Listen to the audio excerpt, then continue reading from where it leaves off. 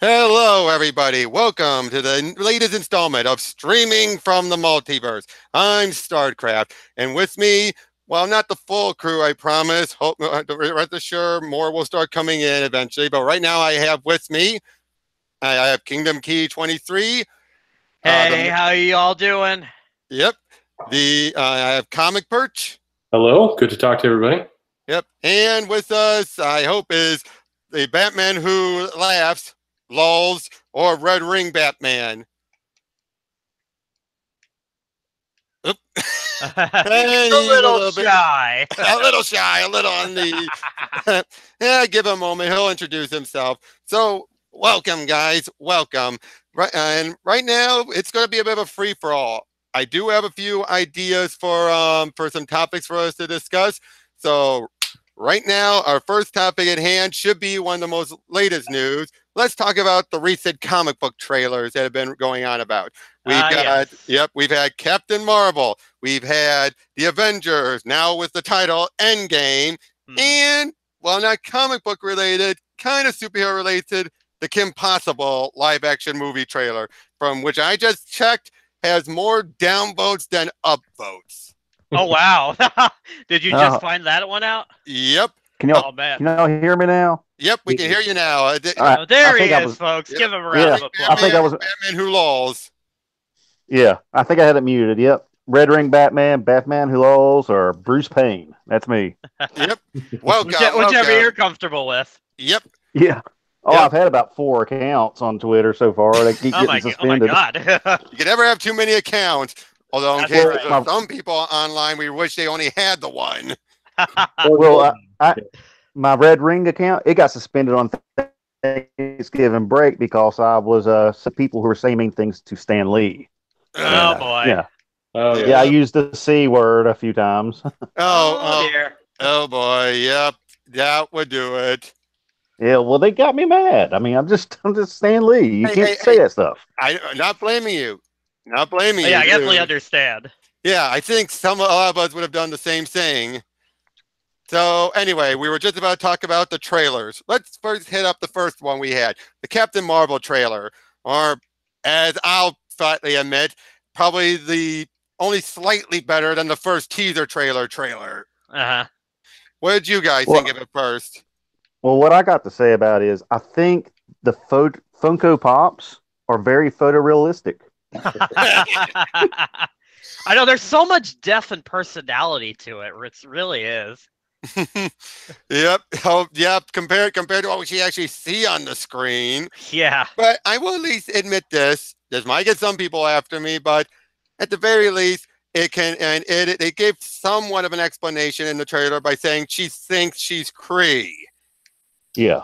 And what puts me off though is that even Nick Fury thinks you were apparently Kree. It's like, does he know? Does he not know? Is he not the know-it-all Nick Fury yet?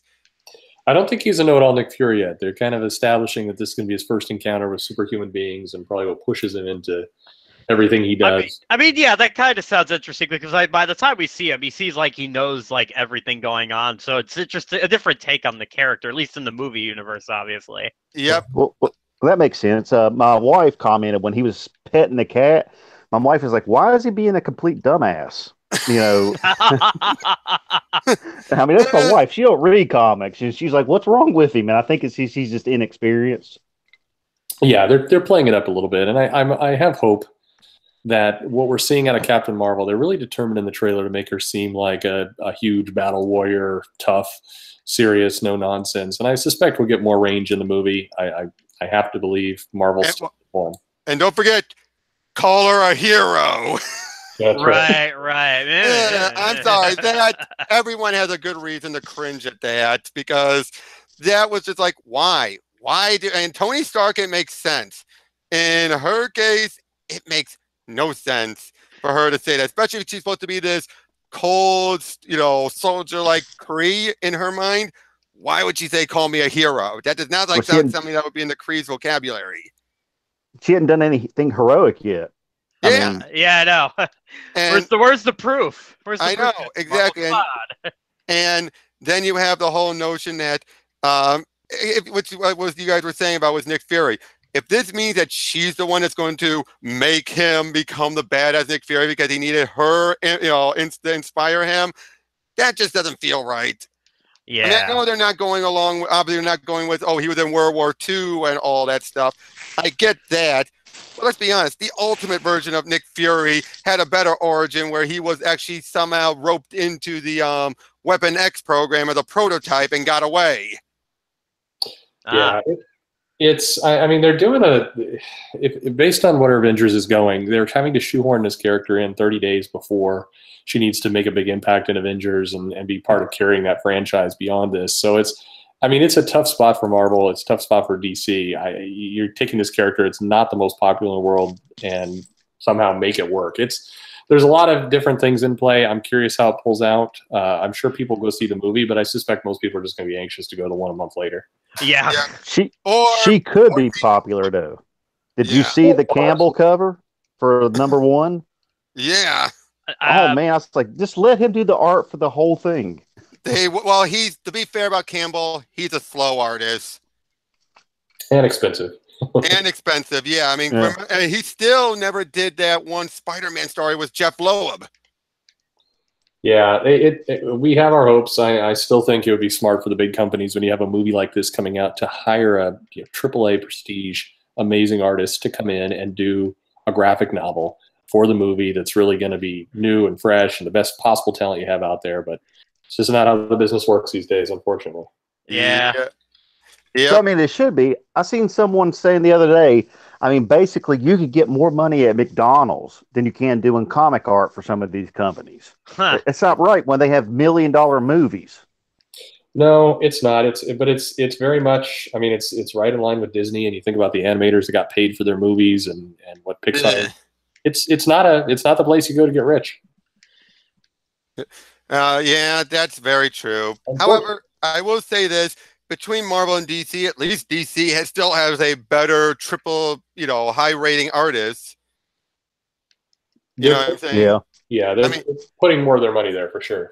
Exactly. And while I know some people are complaining about Martian Manhunter, Riley Rosmo was still a very good artist on other books. What happened in Martian Manhunter, I don't know. But yeah, I don't get that either. Well, was that the one where for Martian Manhunter? Was that the one where he was like destroying everything or something? I could be mistaken.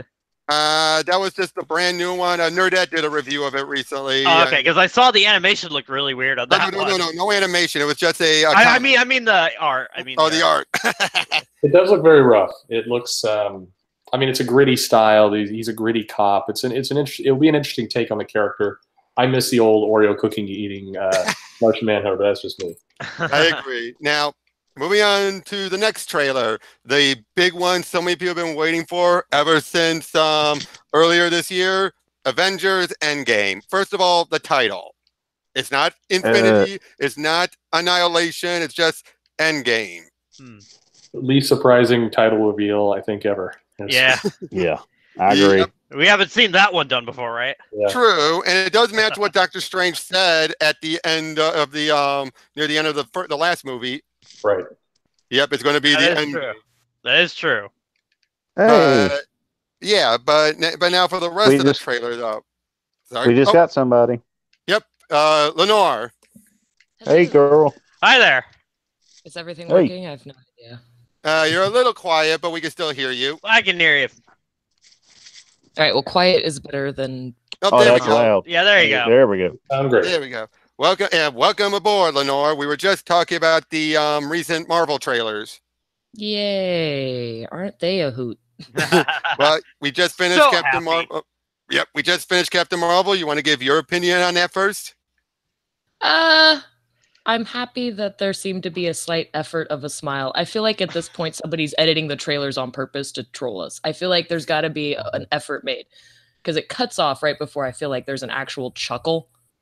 So I feel like they legit edited they did it on purpose. They're like, let's make sure she doesn't smile just to watch the internet tear it apart. Let's do this. I would admire that, really. Oh, I'm sure. I'm sure you're right. I'm absolutely sure you're right. This is part of how they're constructing the whole marketing for this. Part of I the feel like it plan. has to. because the reaction to the first one, they were like, okay, these are the things people freaked out about. Let's do that twice as much in this one. Let's make the font bigger. Let's make the scowls more dramatic. Let's just amp it up. And Let's get a lot of downvotes on that video, baby. They don't care. 8 views are still views. That's all they care about. Yep. And I think they're counting on the fact that it's Marvel, it's the MCU, it's people who are excited to see Infinity War a month early, and they're going to show up and go. I mean, it's not going to tank no matter what they do. There's no way. Yeah, it's impossible for it to tank. So they're like, let's just mess with them. Let's just Yep. We don't need to put that much effort in. Let's put enough effort into making it on purpose piss people off. That's what we're gonna do. So they're probably. So do we think sorry. So do we think it's going to be a good movie though? I mean, if they're hiding all the good stuff. I would say I think the trailers might be making it seem worse than it is. There might be a good movie, but it's going to be like the last number of movies where it's going to be so by the numbers. Yeah. Because we already, especially since this is a prequel, we know everyone's going to come out okay. We know none of them have been replaced by Skrulls, as far as we know. Ooh, that's a fun twist. That could Well, be there is a theory about that though. Have you seen the thing about definitely not? Yeah, but that the whole thing where Hulk got beat up by Thanos real easy. That maybe it was a Skrull. I don't know. I saw a theory on that. It's possible. It would be complicated for them. I mean, I think people will show up there and the people who want to see something bad in it will see a bunch of woke politics, and the people who want to love it will love it for the same reasons. But at the end of the day, it's going to be a by the numbers, 3 acts Marvel movie. If you liked Ant-Man, you like Doctor Strange, you like these films, it will be in the same vein. I think the most surprising thing will be if there are any surprises. Yeah. Yep. And Absolutely. sorry. You were about to say something? Oh no, no. Yep. All right. Well, I think as far as they're concerned, they're just thinking we already know we're going to beat the pants off of Shazam. So, oh boy, I hope no way. No way. Wrong. Yeah, I'm actually looking forward to Shazam. Me too. That one's going to be fun. There's no way for it to not be fun. In fact, if it wasn't fun, that's the only way it would flop. Yep. That would hurt. Yep. I just hope. Oh, sorry. What I like about it is the actor. He really acts like he's a kid. I haven't seen someone do that since Tom really Hanks funny. in Big. Yeah. So into it. Yeah. Love Oh, it. I'm bulletproof. You're not. Yeah. That was the best part, was him finding out he was bulletproof. Because I feel that would make sense. Like if you were a kid and you get these superpowers like this, it's like, wouldn't you want to act like that too? That's why That's exactly how you would act. That's why I'm so glad they went with that version of Shazam. Because remember, there's always been the 2 versions. Either Shazam's his own separate person, or he's Billy all grown up. I am so glad they went with that, because anything else would have risked too much of, oh, wait, where's Billy? Yeah. It's going to be a fun movie. It'll make decent money, but Captain Marvel and the Avengers certainly are going to make a lot more, but it's going to be fun, and hopefully it sets DC on the track of making profitable films that are smaller and just can be their own thing, which would be good for us all. Without a universe, just kind of make individual movies. Yeah, or keep the continuity loose. You can tie Shazam in later, but really focus on making a movie that's going to stand by itself, have its own tone, have its own feel to it that you can just enjoy, still makes money, and don't get wrapped up and try to copy. Yeah, because I think with the DC movies, they need to focus really on giving us great characters that we can like and follow behind, instead of going for all the storylines right away. I mean, you can have basic storylines, but you also want characters that you want to see these characters move on, and when you see them pop up in other movies, you're like, oh, I like that guy, Yeah. There's no build. They wanted to immediately jump to the Avengers, 1-2 movies in, so they need to just take a step back and let people enjoy the characters for a change. Exactly. I mean, at the very least, Wonder Woman, her appearance in Batman v Superman, her being the best part of that movie, is part of the reason why her movie did so well. People already knew going in, wow, and this is like the best part of that movie. I want to see more of just her, and it worked. And then anything about, a female director, a great female actress, so many other female actors at the Amazons came secondary, not primary. Yeah, and I think it was the internet that paid more attention to that than the average moviegoer did not care. They want to see a fun movie that looks like it's going to be a good use of money and fun. They don't get wrapped up in all this other stuff. So they focused on making a film people wanted to go see, and people saw it. Yep. Now, all right. What about this here? unmotivated slacker. He's talking about Marvel Cinematic Universe fatigue could be a potential factor. Do you guys really believe there's such a thing as fatigue? I know they said that was a Star Wars movies. When there was no Star Wars movies, I was still buying action figures. I never felt a fatigue. I mean, what do you guys think about that? I would have to say with Star Wars, there was definitely a fatigue because really, how many different types of toys can you bring out that aren't just variations of that movie where you're just bringing out the newest model of that toy? With the Marvel movies, I think there's still enough differences, but I do think after they end, because they had this plotted out ever since, at the very least, maybe not Iron Man, but since Avengers or Captain America, they've had this all plotted out. So once they reach to Avengers 4, maybe the next Spider-Man as an epilogue, where else are they going to do? What's the next big plot point they're going to build up to since they're deciding to bring in all these new other characters in? They're basically starting over from ground zero, but you just had the big, huge arc wrapped up. Yeah, I mean, they're going to go into more individual characters. They're going to kind of do what DC is starting to do with Shazam. I think you're going to see a lot of individual movies and less people trying to tie it all together. But I think for a lot of fans, I don't know if it's fatigue, but people who come into the shop, they talk about their excitement. They're looking forward to an end. They're looking forward to kind of wrapping up this thing they've invested in for now more than 10 years, and they're excited about that. But it's an interesting kind of close. And I whether people follow it to the next movies, if the movies are good, people will go see them. But I do think that this Avengers is kind of the end for a lot of people, or at least a chance for them to move on and enjoy other things. Yep, and like I said, Spider-Man might be a good epilogue at the very least. Oh yeah, absolutely. Yeah, because I think that one, at the very least, having Mysterio in it has gotten so many people interested. Because they're like, about freaking time. Yeah. It's like. But what about Ironheart? Are you guys excited for that? You know they're going to make a movie for it. I'm one of those who say I do have faith in Kevin Feige. I know some people might not. I do, because he is still a movie producer foremost. It's why he's worked and people like Jeff Johns unfortunately did not. Jeff Johns had bare minimum movie, by comparison, movie production experience. He had more comic book, whereas Feige was mostly movie producer, but a diehard comic fan, which helped him to be a step above all other producers in Hollywood. Because of that, I think he would be going in like a lot of people in Hollywood who are like, oh, yes, I know we can do all this progressive stuff, but that's not going to get butts in the seats. I think that's what it is. And I think when it comes to a lot of the stuff like these trailers and all that, I don't think he has final say on all the trailers, or at the very least their production. He's basically like, it's good enough. You didn't go overboard. Put it out. But anything else, I mean, look at how many times you've seen some cases of these actors or other producers speaking out. And then when they were talking about Venom, and what was that one producer's name again? She was responsible for that Ghostbusters movie from Sony. You know who I'm talking about, right? She got demoted. She used to be the head of Sony. They made a Ghostbusters movie? Yeah, but not lady, the first one. That lady, when she was talking about Venom and she was saying, oh yeah, he's definitely in the cinematic universe. Then Amy something. And then you see Feige looking at her like, what the heck are you talking about? You see it right there. Like, that's what I look at it as a prime example of some of these people like to run their mouths off, and he's just like, what are you doing? Why are you trying to do this? So again, Feige, I think, can make her work. If he can make Civil War work, I think he can make it work. I mean, Feige's a businessman, so he's going to make what he thinks is going to clear $500 million. I think that's his new floor.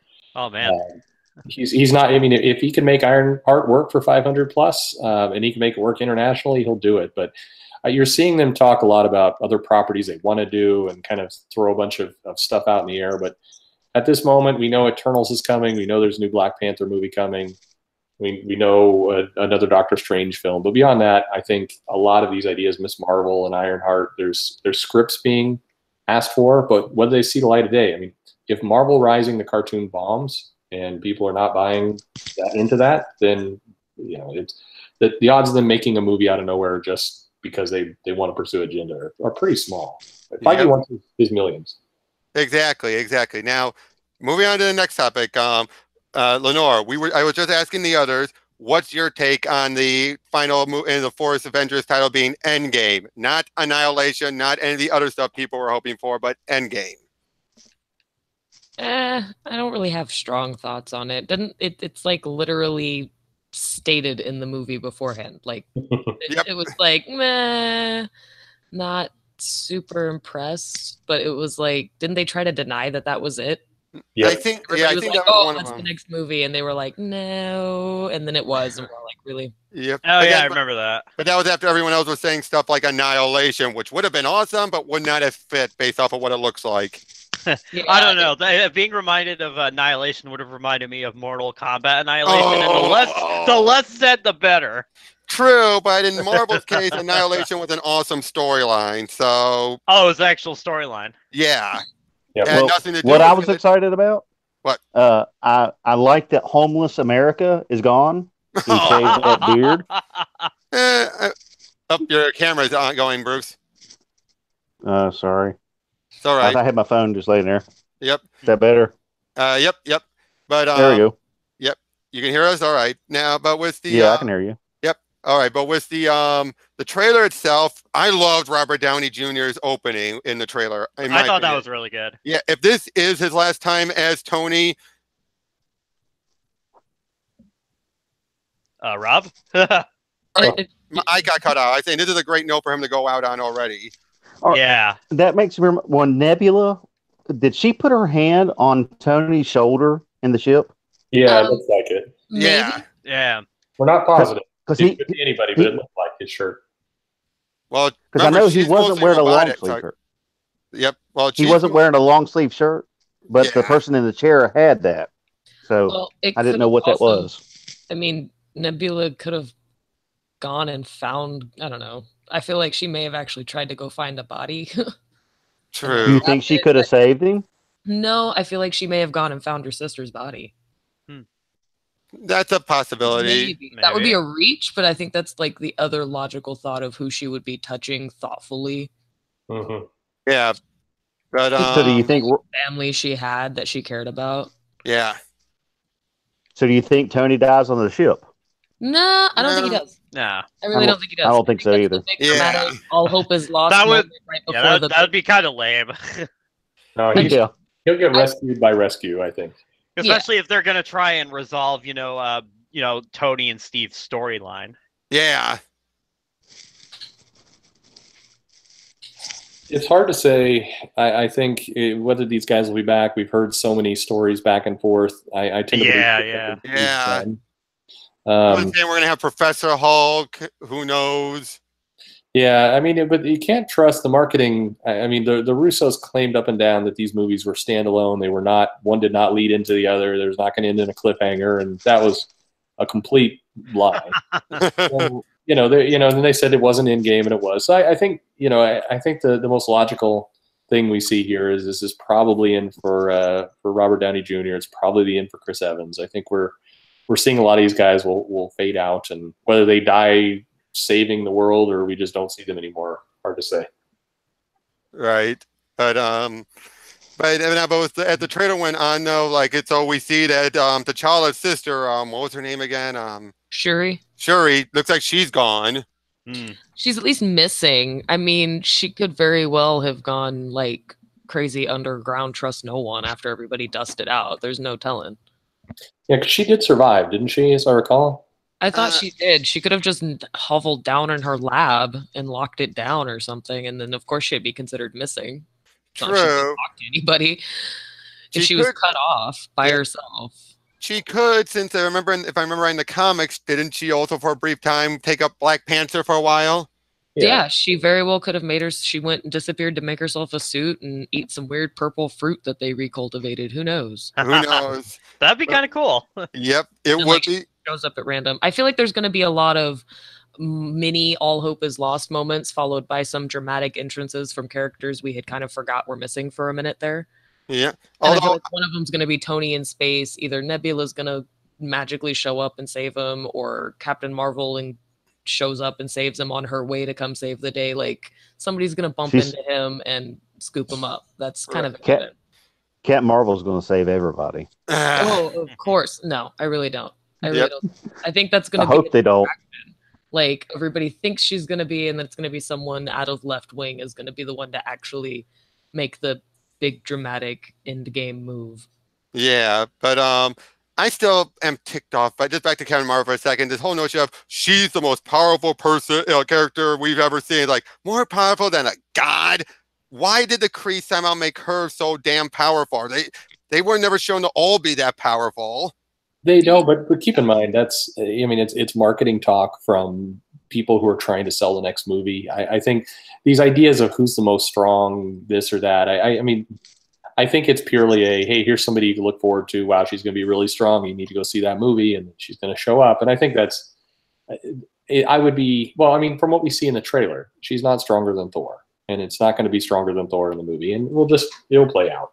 But I think a lot of this is as we said earlier, it's them trolling. Like Lenore said, it's them trolling the fans a little bit. It's them playing into internet controversy. Mm-hmm. We'll see how it goes. Right, but as far as I did like how it built up to Ant-Man. It's almost feels like he's going to be one of those turning points in the movie. Like you were just saying, Lenore, about there are going to be a bunch of mini, all. I think we lost him. We lost him again. Sorry. Come back! My dang mic. I was saying is that I think he's going to be one of those big, like, wait, there's someone actually alive out there? Else alive? Yeah, he's gonna find his own way out of the quantum realm and like show up and be like, I know all of these things you guys don't know.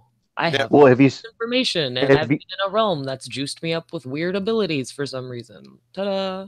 Yeah, I think that's quite. Or you get Shuri goes out to investigate how to turn back time and figure out how to redo things. They said it's going to be a goal for a lot of people. Yeah, did you see those images where he used a time vortex to come out, and he gives one to Tony, and gives one to Captain America, and they go back to the first Avengers movie? Have y'all seen that? They did shoot some scenes with the first of the old costumes, and so I do think we're definitely in for some time travel. And like I said, I think I could see Shuri going off to try and investigate this. She's looking into the quantum realm. That's how she stumbles across Scott. She pulls him out. They said in the Ant-Man Wasp movie that time doesn't have meaning or is flexible there. So I think they've given us a lot of clues as to how to get out of this. Yep. I am really though hoping that they don't have it be that when they take the gems, it disappears from Thanos' gauntlet. Because I really want to have a gauntlet fight. Because otherwise, it feels like that's going to be a anti-climax. Oh, we got the gauntlet now. Mm-hmm. It's like, what's Thanos going to do then if he doesn't have the gauntlet? Not much of a climax. Yeah, no, it will be. I mean, there's some surprises coming. They'll guard that third act really, really well in the trailer. So. Oh yeah, the Russo brothers are all about keeping that stuff hidden. Oh yeah. I mean, look at what happened with Mark Ruffalo. Oh God! I think that was done intentionally. Now I really think a lot of that was intentionally. I agree. Yeah, I think there's some serious genius marketing going on behind closed doors. I think there's some decisions that people are like, "Oh God, what were they thinking?" But I'm over here like, "Holy shit, these people are geniuses." Yeah, they know exactly how to get the attention where it needs to be. Because for every person who's like, "This is really annoying" or really obvious or really in your face, there's going to be 5 other people freaking out about how awesome it is, trying to violently defend it aggressively. So it's going to build up both sides of it, and there's going to be twice as many hate views. People are going to buy tickets just to see it, just so they can say, "Oh, I saw it and I know I hate it," or "I saw it and I know you're full of crap," because it's awesome. There's right. Perfectly orchestrated to have been accidental.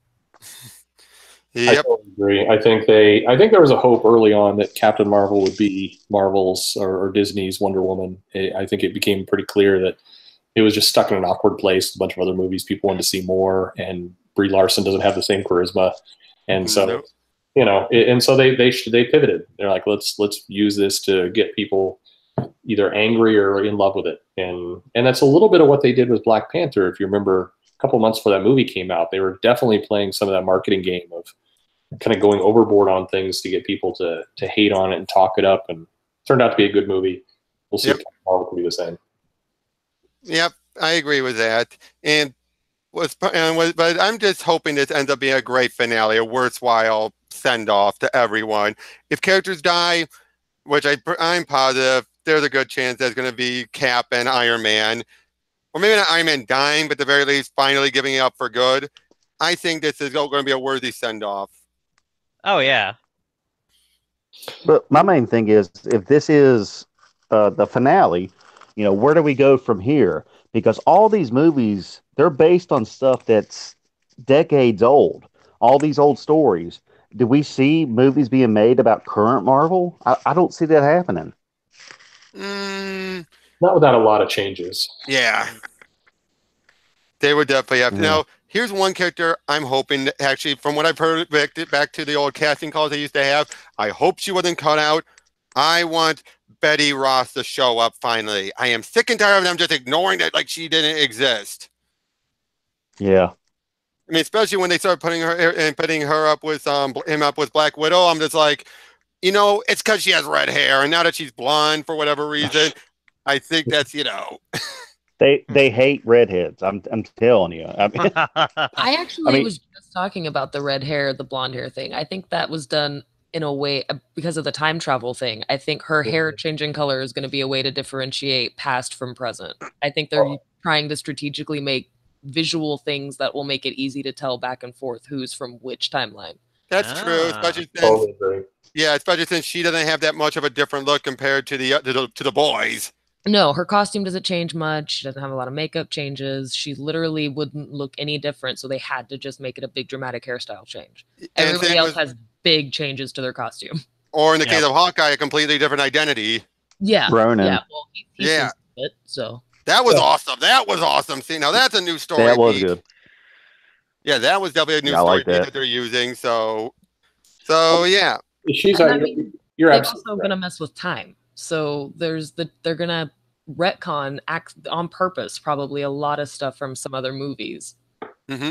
So we got to, they're setting up potential for side standalone movies. They very well could be on purpose setting themselves up to be able to make some independent standalone movies, either prequels or sequels or torch passing homages or what have you.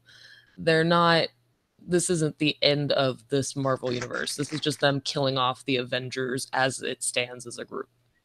Yeah, getting less reliant of these actors and giving them some new possibilities. But you're absolutely right on the time travel. You've got a different suit with Captain America. You have a haircut with Thor. Everybody else has significant changes. Black Widow's is her hair. A different weapon with Thor. Yeah. Yeah, that's gonna be dramatic. Oh, he's gonna have some fifis when he sees. I gotta say though, that ticked me off. Them calling basically the ultimate Thor hammer Stormbreaker, because I'm like, no, that's Beta Ray Bill's hammer. Yeah. Why did they do that? They just want a different name, I guess. It wasn't Mjolnir, but yeah, they weren't gonna. I don't think they're ever gonna bring Beta Ray Bill, and that would be too much CGI. No, wasn't like his face on the side of the building somewhere? Yes, in Ragnarok. Yeah, you see him. They give some tip of the hats to some characters. They literally couldn't shoehorn in there comfortably. They're like, we still love you, that kind of thing. Which I think. Yep. Sorry. Go ahead. No, I was just saying it was cool. I'm done. It was cool. It was cool, but I love Beta Ray Bill. He is a character I love from Marvel. And yeah, when they were calling it Stormbreaker, that was just one of those cases where I'm just shaking my head like, nope. Well, I would love it if they did a motion capture of Mr. Ed or Hot the Trot for Beta Ray. When's my Mr. Ed movie, goddammit? Yeah, if they could do Alvin and the Chipmunks or some of those other animals, why not Mr. I mean, come on. Let's be real. They haven't done that. You can make a horse say anything if you put a carrot up its butt. Be careful with that. We'll get it from the team that did She-Ra. They'll make Mr. Ed instead Mrs. Ed, or I am Mr. Ed, but now I'm Mrs. Ed. Yeah. I can talk because I'm secretly a unicorn in disguise. It's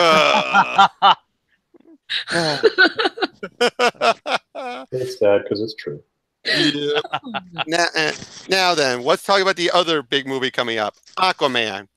Thoughts? Anyone's thoughts? I love the actor. He's awesome. He is really good. I feel like even if it sucks as an Aquaman movie, it's impossible for it to suck as a movie on its own. it's just impossible. I like the people involved with it. I always kind of like Aquaman. I always thought it was weird that he was a white guy with blonde hair. Yeah, That yeah. always felt weird. I'm like, this dude's in the ocean and like on the beach in the sun. Why is he so pale? Why is his hair? What? I always tried to play it off like, I guess he's Swedish. I guess he's Norwegian. He fishes. It depends. All that- No, but I really liked the casting change. When people are like, that doesn't look like Aquaman, I'm like, it looks like I don't care. Yeah. I mean, he just looks totally badass. And he's like, you look at him funny, he's just gonna murder you. Yeah, Like, I but wish he'll crack a Aquaman joke in real too. life. You know what I I mean? wish he would have sported that look for the Conan movie. You know, with the beard. no. Ah, I'd actually pretend that movie didn't happen. Not because of him, for lots of other reasons. Yeah. I didn't see it, so no news to me. Oh, just don't. Not good. I I mean, Jason tried. Dude gave it his all, and it was the only thing redeemable about it, really. Everything Yeah. else about it was just painful. Yeah, but I think though overall it does look like they're going for something very interesting. It looks like they're taking some elements from Throne of Atlantis, but minus the Justice League part of it. Yeah. Which I Yeah, kinda Oh, like. yeah, I like yeah. that it's not going to be all crowded and stuff. I like that it's just going to be, yeah, and I'm What? loving how they're going to have him in the That's my phone. outfit. ah. I Somebody's love. trying to call me. Uh-oh. How dare someone try to call you on your phone?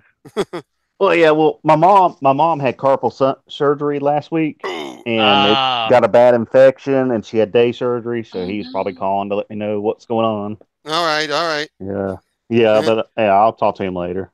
Yeah, all right. Let me try to get Like, back to the app. family issue, but I'll call them back. Well, I'm talking to you, fine folks. See, he's just going to Yeah, rant that's at me fine. for an hour.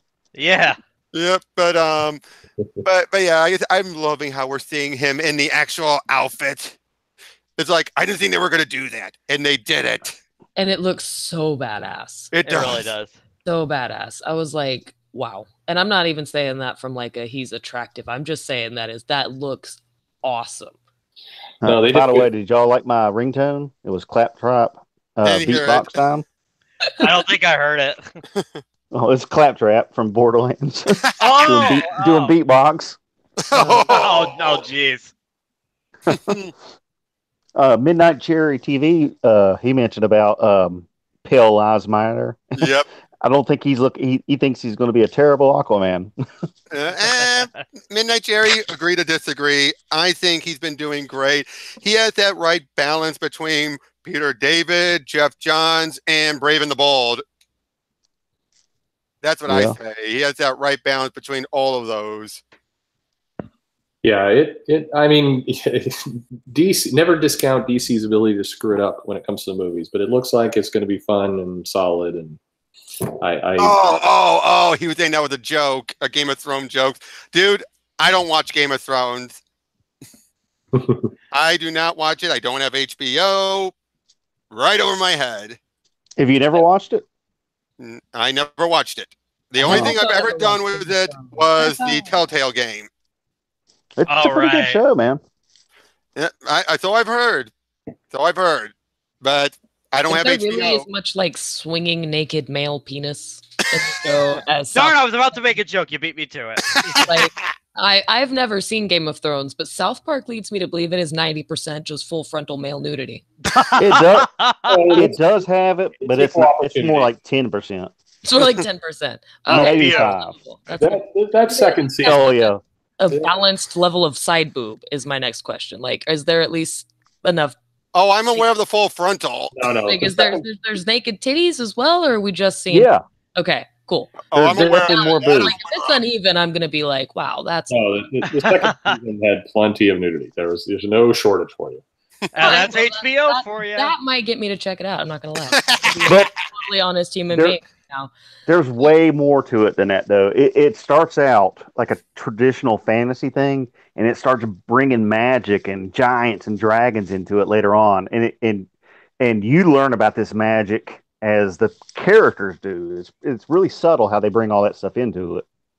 And there's also brothels and prostitutes, and they're naked a lot. So Oh, okay, that sold me. I'm gonna go watch it now. I mean, I'll admit why I didn't originally start watching it is I had a bearded dragon for a really long time, and he died right before the show premiered, and I was like super emotional and girly about it. Like, I just can't. It's too soon. It's too soon. I can't. And then I never did. We understand. All right, that's understandable. And then I never did. I was like, fuck it, I'm committed now. I've made it this far in. I'm gonna not. It's one of my wife's favorite shows. She watches it even more than I do, and she's actually currently rereading the books, and she wants the rest of them for Christmas. I'll probably check the books out before I start the show, to be honest, because I'm that kind of nerd. I don't think the books will ever be finished. My wife thinks they do, but the show's already exceeded the books. That's fine. There's plenty of book series that I never finished reading, so that's cool. Yeah, because I work at a bookstore and I hear so many Game of Thrones fans, just their pessimism. It's like, it's never going to be finished. Come on, we just have to accept the facts. No, he's busy eating himself to death. I don't know that we're going to get to a little. Well, between wonderful guy, but there was 10 years in between books 3 and 4. Yeah, that's right. I think go watch the Honest Trailers trailer for Game of Thrones is excellent. Yeah, they are. I'll have to go do that. I like the ones where they change the swords into lightsabers. Nah. Again, you guys are going right over my head. but overall though, and with all this stuff, with Aquaman, all that stuff. Like I said, I think it's not the peak of comic book movies, but we're still in the good downward, but not a spiral, just a downward slope. Definitely not a golden age. No, we're well. Did you see that article today? Talking about we're in the second golden age of comics. Oh, whatever. Oh, jeez. Oh, brother. Come on. Sure we are. Yeah, how many underhanded tactics has Marvel had to do to make that falsify that? Well, that article was a writer of Bleeding Cool whose evidence was, hey, a lot of comics now are getting high reviews. So, no, duh, because how many are they really going to do negative reviews and not get the books? Yeah, the freebies. Also, I'm sure it's all about the money as well. It's more the freebies, or they want to enter the industry, much like game journalists. Except, unlike game journalists, where you actually have to, unlike video games, where you actually have to know how to program. So, yeah, good luck with that, journalist. At least with comic book writers, you could still BS your way through the journalism. Yeah, I think. I mean, for a lot of these people, they're not getting paid. It's you come to realize that their pay is free comps of comics. So yeah, of course they're going to be really glowing and happy. That's all they're getting out of the deal. Yeah. I mean, and that's the reason none of us are getting free comic books. I'm just gonna put there's the reason we all pay for our comic books. Yep. Well, after the comic book companies watch this stream, we're definitely not getting free comic books. Yeah, but I will say, well, unless they really like you, and then the writer might do it, just not the company. What are y'all excited about for next week? Oh, so many books coming out next week. Well, Alex doesn't get comics that much, so yeah, I've kind of the least experience, but I get the basic gist of it. Well, yeah. I ordered like 3 variant covers of the Batman Who Laughs, of course. Of course. Yeah, and it's like I think I spent about $40 last night on 3 comics. Oh. But he's my favorite character. I love him, man. He's awesome. Yeah, Batman is awesome. I totally respect the purchase. It's just the price point that just falls, man. That's second print, he's gonna pull me a pull box for the actual series and ship them to me because I don't have a comic book store anymore. Yeah. But one of the ones I'm definitely looking forward to is Batman Damned. Yeah, number 2. I doubt we're gonna have another Batawang. I'm sorry, a what? Yeah, the first book. You don't know? You don't know, dude? We went straight from Game of Thrones to this. I do. Yeah. They're both penis related. Frontal male penis, apparently. Just they're both penis This is related. the conversation of the stream, folks. Welcome. Sit down, get comfortable. Back to Game of Thrones. Okay, let him know that Yeah, there okay, was a okay. Batman penis. Yeah. There you go. Yep, I believe you. It was like the edge of the light. The light caught like the edge of the shaft. You could see like the. Twice. It wasn't. I mean, it wasn't. It wasn't like the light was on it. There wasn't a spotlight. You couldn't like see the veins, but it was there. But he Oh, wow. was circumcised. I didn't know I needed this Yep. much detail on it. Yep. Batman I circumcised. believe you guys. Yeah. Okay. So, like when it came out, on eBay they had the Battlewing issue, and it was like $25. I'm like, I'm not gonna pay $25 for that. Next gonna- week it's like $75. I'm like, what? So what? 70. Just Come because, on. I mean, you can Google the picture. You don't have to get the whole comic to just see the one thing. You're all. That's all they're charging you for. Yep. Yeah. Well, I got mine. It's still one of the first printings, but my store owner basically told me, "Look, we got it in. I know you wanted it, but if you don't buy it by this day, we're going to give it to someone else because we can't hold on to it." So it's like, okay, twist my arm. Yeah. It was so weird that everybody freaked out. I guess it was because the character specifically, but they were acting like DC had never drawn a penis before.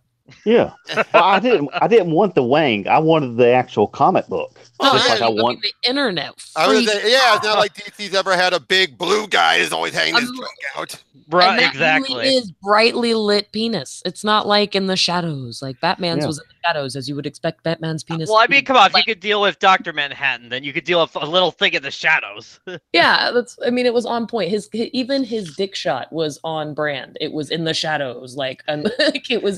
Come on, guys. You're going from a downgrade here. It shouldn't be that big of a deal. I will say this: Dr. Manhattan's was longer. And I mean- radioactive. and radioactive. Yeah, seriously, how the heck did he have sex with all those women and nothing besides from They- Ozymandias manipulating things? Did he not do anything to them? Well, it was like for every cancer he gave them, he also gave them all of the chemo and radiation simultaneously. So it was like perpetually cured. And yet he couldn't cure the people though who Ozzy had infected. No, that was a lack of want, I guess. Yeah, he didn't. He didn't feel personally responsible for it.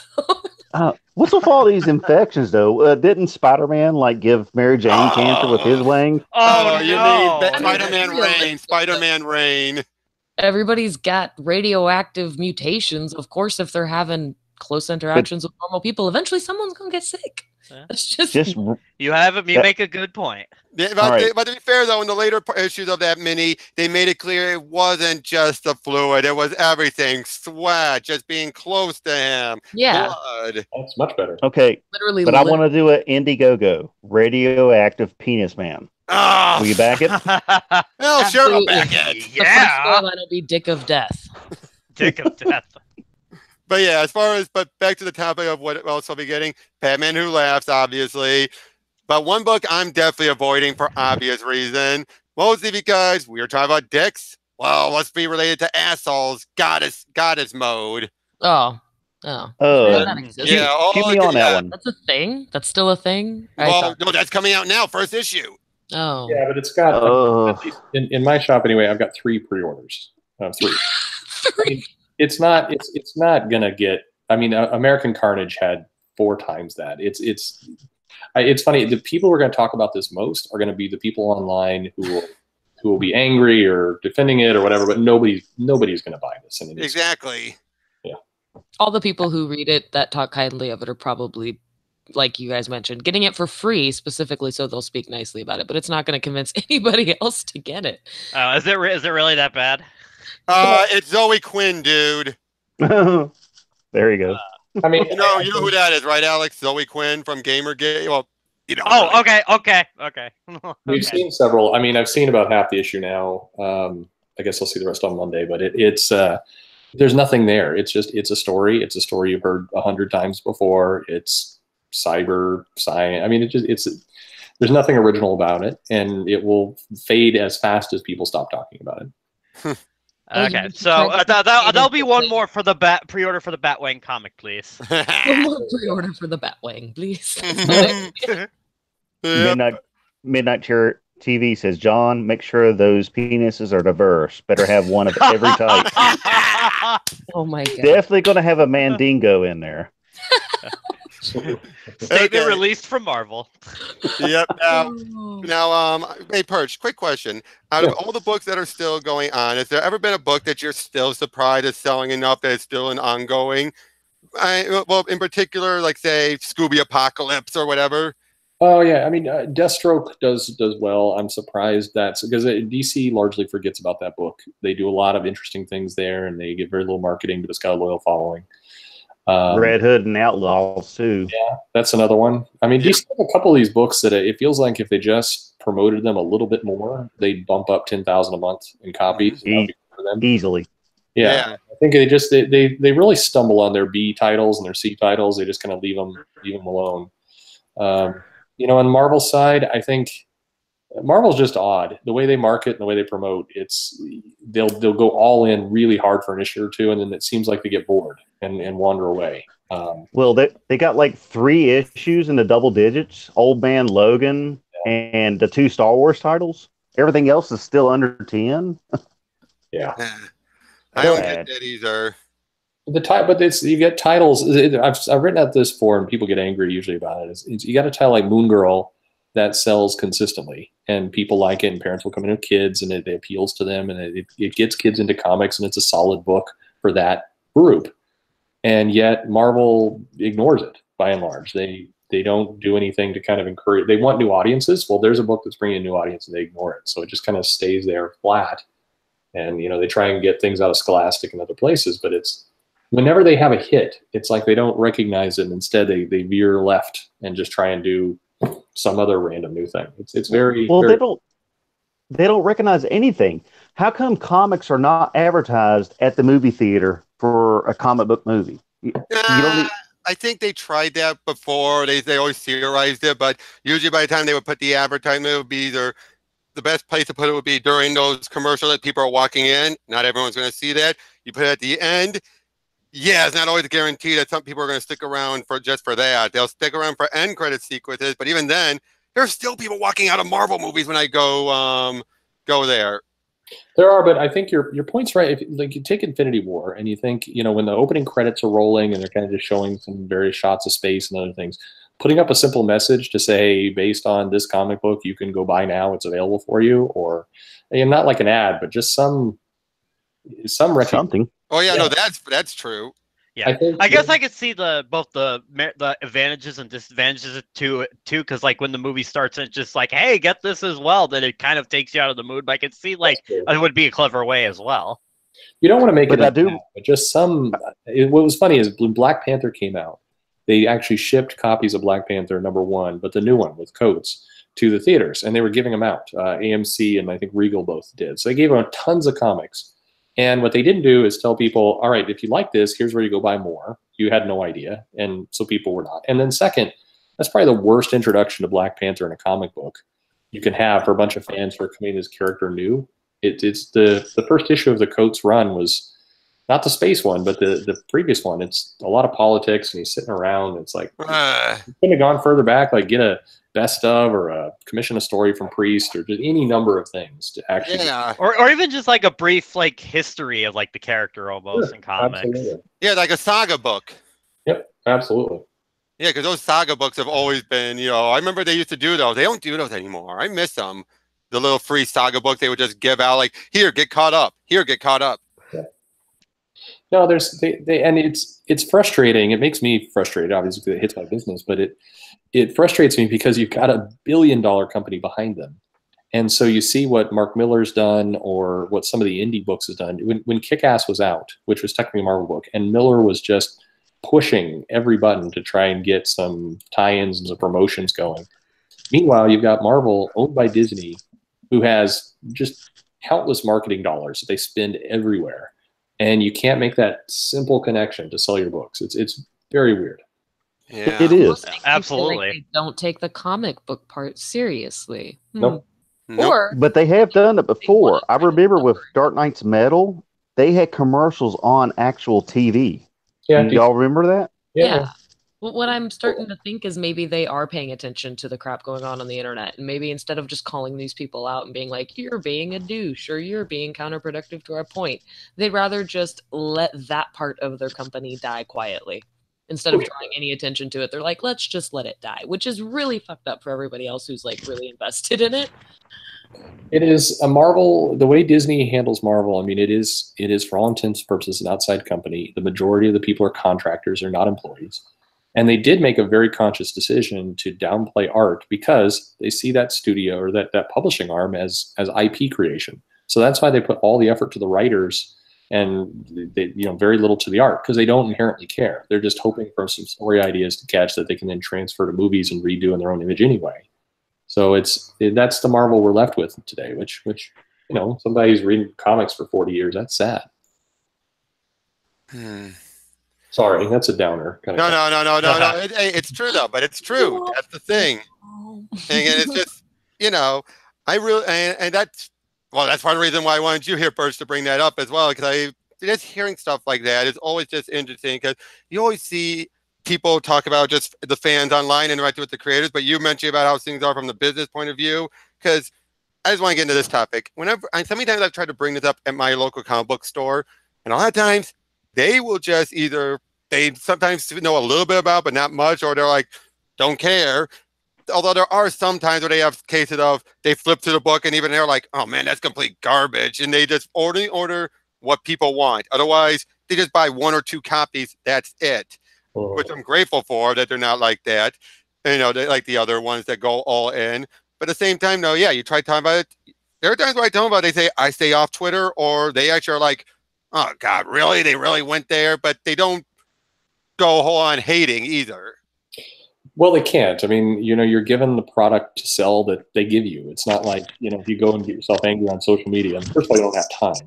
I sit there and I've got a good staff and I can tweet quickly, but it's not, it doesn't connect to business. Mm-hmm. So what's the incentive for a store owner to get really involved in that? And then on the comics, I mean, the unfortunate part, and the Bat Penis was an exception, which is why I went for it. There's no collector market. I mean, people come in to buy things, but nobody's really coming in anymore and saying, I'm collecting this whole run so I can send my kid to college, or those days are gone. Don't they still say the last time was Sinestro Corps War because that was just such a big shock they had kept under lock and key?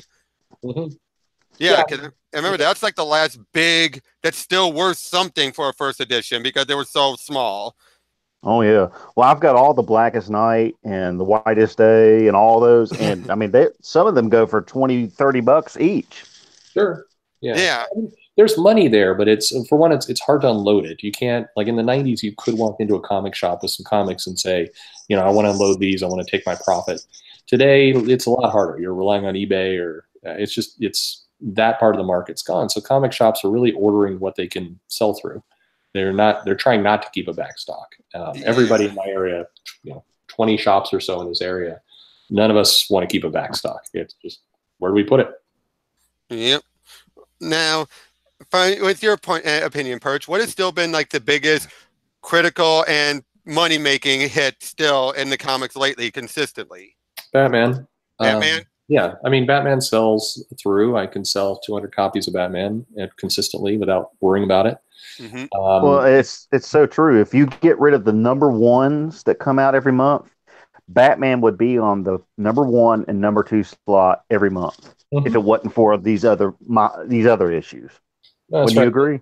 Yeah, no, it's absolutely. The one that has come up is Amazing Spider-Man, and that one is in 6 months I'll feel more confident saying it, but that comic sells through. It's selling Batman numbers now for me, and it's those two are the rocks of the business. Mm-hmm. Uncanny X-Men, I think, is headed for a complete train wreck. The drop off we've seen from issue 1 to issue 4 is alarming, and we're going to get another $7.99 issue here, and oh boy, 6 issues. I think we're getting another one, and then we're getting a bunch of spin-offs, and they're canceling it for a while, and it's like, yeah, people just there is no tolerance for that now, and that's the big area where I think Marvel in particular is completely misreading their audience. Fans are not like the Age of Apocalypse days. They would like to just see a good comic they can count on. Yeah, I mean, they kind of drove that into the ground anyway. Ever since they did, they started giving it its own ongoing. Mm-hmm. And even then, they literally killed it at the end when they had that extermination or something event years ago. Well, extermination. No, not the recent one. The old one. The old one, yeah. But I mean, you look at Extermination is the biggest, pardon me, biggest head fuck ever, because you had 4 issues come out and you had a lot of goodwill. People really liked Bresson. That series is getting a lot of attention. It felt dangerous again, which is what people say X-Men misses now. And then issue 4 came out, and they announced a week later, hey, there's going to be a 5-week delay for the final issue in the series. And in that, so now we got almost a 2-month wait. And we're going to go ahead and relaunch X-Men Uncanny in that time. And we're going to go ahead and publish the kind of the aftermath of this limited series before we actually publish the 5th issue. Oh, you gotta be kidding me. No. It's just last week. We got the finale, basically the aftermath of the characters who survived and other things that were published to the shop. And the 5th issue hasn't even come out yet. And Uncanny X-Men 5 issues in, well, it'll be 5 issues next weekend. And so you know who's going to die, who's not. You know there are a bunch of characters are surviving. It just took all the momentum, all the danger out of this series. And for why? I mean, because you can't get your scheduling right. It's insane. Well, I'm at least, as far as with current books going on, with, that's still, even though it's been kind of delayed a lot, and Doomsday Clock is still, I mean, whenever it comes out, I'm loving. I mean, how's that doing for you? No, Doomsday Clock does well. It shed some readers, but I think it benefits from feeling, and it is like it's in its own little universe. You don't feel like all the other books are tied into it, and so I think people would really like it out sooner. But people love Gary Frank. The story is quality, so it's I hear grumbling every single time it comes out. People pick it up and go, "This thing's still coming out. Oh, I've forgotten all about this." And they pay for it. So right. Sorry. That reminds me, you talk about books being tied in together. I mean, what's the stuff of Marvel where like Aquaman in one comic is a bad guy, wait a minute, and in Aquaman, the other comic, don't you mean Namor?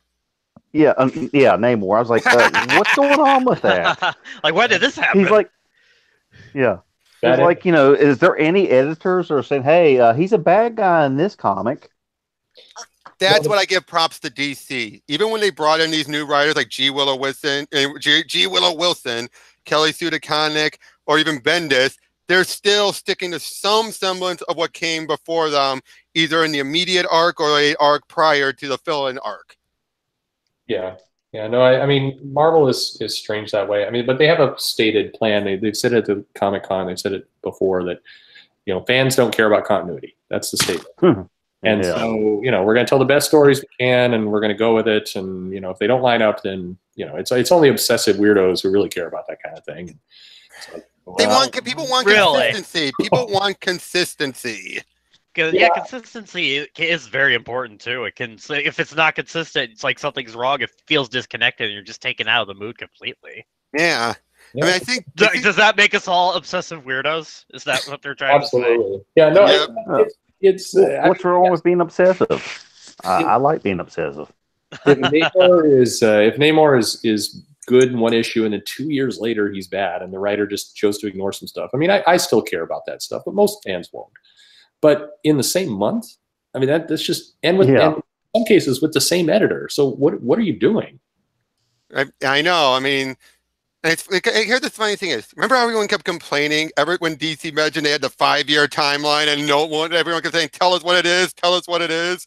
It's like, people want to know because they want to have the gaps filled in. You can't just keep going on by the seat of your pants all the time and yet tell people, oh, there's a backstory, and you never give it. Yeah. I mean, again, that's why I'm just so glad that I don't care for her writing on Wonder Woman. The fact G. Willow Wilson is carrying over the whole stuff with Grail and Ares. Seriously, anyone here read her Wonder Woman? That's not bad. It's not bad, but the way she wrote Grail was way off.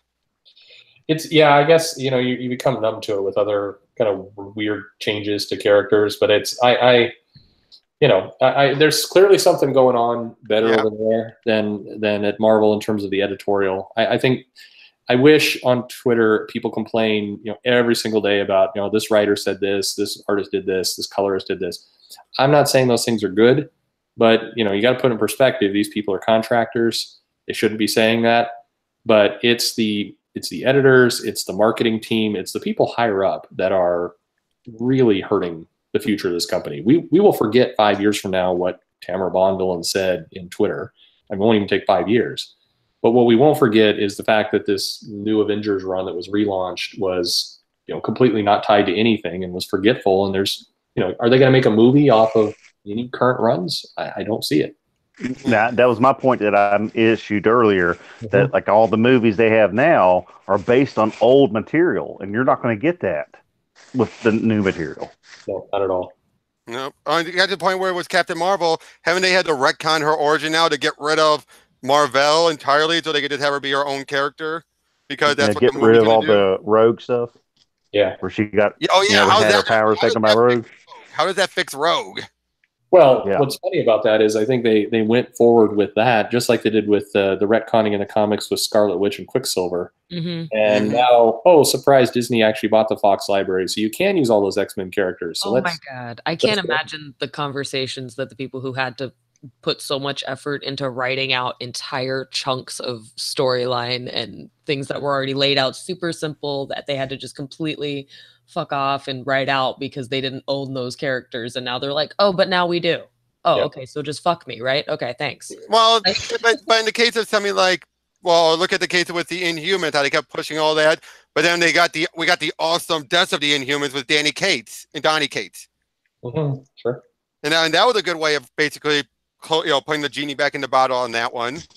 Yeah, there are things done, but I mean, this idea of corporate synergy that now is, like you said, it's wasted. It drove Reminder, is one of the big reasons he left the company, was having to shoehorn that stuff in. And now, hey, I've at least heard there's talks to, hey, let's retcon them back into being mutants again. Now, the funny thing about them, though, is technically they were reversing of long ago retcon anyway. Sure. No, Marvel's history is wacky, but. Yeah, everyone keeps saying, oh, it's so much more consistent than DC. Not really, maybe by comparison, but that's it. No, especially after that continuity thing they said. I don't think so. Yeah, DC has constantly retconned after retcon, but at the very least, those changes of their status quo are still in continuity that they acknowledge, oh yeah, history changed beforehand. Yeah, DC's challenges, their history is hard for, if you're a new reader coming in, because they've tried to explain all of these differences, it gets very tricky for a new reader to say, wait, there was a crisis here and a what over here. And you can get to it, but it requires a little bit more brain. And Marvel's, you can just come in and say, wait, are all these things different? Oh, there's no reason. So, okay, clumsy. Moving on. Oh, there's no reason. You've got no explanation. No effort has been put into making any of this make sense. It just is. Okay, cool. Yeah. Pretty much. It's literally like saying, I just fucked you and refused to grab the lube. I'm sorry. I'm pretty... yeah. That is the equivalent. Like, we Does knew that sound like fun to you, people? Want to. It's literally... I'm going in dry. Exactly. I'm so proud of it. Like, they're not even trying to deny it. And nobody seems to want to point that out. Like, they're really just straight up admitting it. Yeah, well, I say it's a fucked up thing to do. They don't care. I know, but I still say this. Part of the reason why I kept sticking around with Bendis throughout all the Man of Steel run was that, especially when I met Mark Andreyko at my local comic convention a couple months back, he made it very clear. Oh yeah, Bendis is still upholding to the fact that all this leads into Doomsday Clock, and Doomsday Clock made it clear Lois and Clark were still together. John is still all right. All that stuff. So I went in knowing like, well, yeah. And sure enough, there have been issues where Bennett has little sticky notes that make it with little hints off to Doomsday Clock. But I just went in knowing, yeah, this is still going to be resolved by the time of Doomsday Clock at the very least. Then we see what's going on with John. I'm just like, oh boy, is it still going on? Or is it now that Jeff Johns is no longer the head, Bennett has been told, do what the hell you want? DC's challenge, and I worry about this for them, is that they are, the November numbers were not good for them. They keep, no matter what they do, they keep coming in second, and they're not playing the unit game well. They're not playing the kind of blitz the market game well. They don't have the backbone of the movie business that's kind of artificially propping them up. And so I hope not, but I can see a world where they start to get desperate in some cases and throw some things against the wall. I see that with some of the new talent they're bringing in. I hope not. I think they need to preserve the bigger picture of their universe. But I think that's the risk for them, is that they just, there's just some pressure to kind of compete in this kind of odd battle that's going on. But I don't know. It's hard to say. I do think the movie business is going to start to go down. I think Mark Miller, shoving stuff out onto Netflix kind of in mass is going to also help burn things down faster. Yeah. Yeah. But we'll see. I think I at the end of the day, no matter what stunt you're doing for this year or even this decade, you got a 50, 60, 100-year history, and that's valuable IP. It's why Marvel made Disney so much money, is they got this wonderful history that they built up. And I was originally a Marvel guy back in the day. I mean, that's how I came in. Mm-hmm. And I was too. And so it's painful to watch it at times, and you think, the 20 years from now, the big properties, it's going to be, Saga and Wicked and the Divine and some of these kind of properties where the creators are so attached that they're protecting what they do so closely. And Yep. I'm not gonna lie, I own some Saga, like Sure. an unhealthy amount. Oh yeah, I've heard about how great Saga is. It's not bad. Saga is awesome. It's not bad at all. I'm very. You guys mind explaining to Alex what it is? Because I don't think he knows. No idea. Oh man, it's so much. I got the first 3 issues before my comic shop closed down. It literally starts with interspecies childbirth, and it's the funniest thing you've ever read. yeah. That sounds like something right up my alley. It's so good. And you immediately get attached to each and every character, even the ones that are just openly kind of a dick. In fact, sometimes another those are one. favorite. Have you guys been reading Verses No, I have not. No, wah, wah. from Robert Kirkman? I really need to, but I haven't. It's good. I like it. Yeah, it's a good book. Yep. Kirkman has a good line. I mean, Kirkman is writing books. I mean, clearly like some of the others for movies and TV deals, but he curates his line well, and I think he's putting out good stuff. But whether you like it or not, I can always respect when a creator is putting in care into what they do, and you can usually tell when, even if you don't like the comic itself, if it's a cared for product or it's one that is just being shoved out so somebody could collect a royalty check. Oh yeah, I agree completely with that. There are times where you could tell, you just look at it, you're like, yep. I mean, it's like with me, I eventually do plan on making my own works out there. I might do it through Indiegogo. I might not. I don't know what I'll do, but I have put so much love and care into all these characters that, funny enough, started out as original characters to a fan fiction universe I always kept thinking up but never actually wrote. But eventually, I came up with so many OCs, I decided, hey, I'll just tweak the fan fiction characters into other XPs of them, different enough, and then focus on my OCs and make a whole universe line out of it. Yeah. And I am going to be so protective of them because a lot of them are girls, some of them are gay or bi or whatever, but I would make sure if I ever handed it off to anyone else, I would be one of those that would make sure, hey, this character is gay, but don't make that all she is. She's a character that you wouldn't even be able to tell that she was gay unless you saw her kissing a girl or checking out someone new that's hot or something like that. But otherwise, don't write her like America Chavez. Yeah. And that was my whole. I made this point several times. You take the original Alien movie with Sigourney Weaver, Dallas, all them. They developed those characters from the ground up, and the last thing they picked was the gender. Dallas could have been a girl. Ripley could have been a man. That was the last thing they decided. Sigourney Weaver actually auditioned for Dallas's character. Yeah. That's how you make a good character. Now, the only thing we probably wouldn't have gotten would have been if it was a dude, we wouldn't have had the underwear shot. I don't know. Unless he was a fine fit man, then they probably would have done it for the ladies.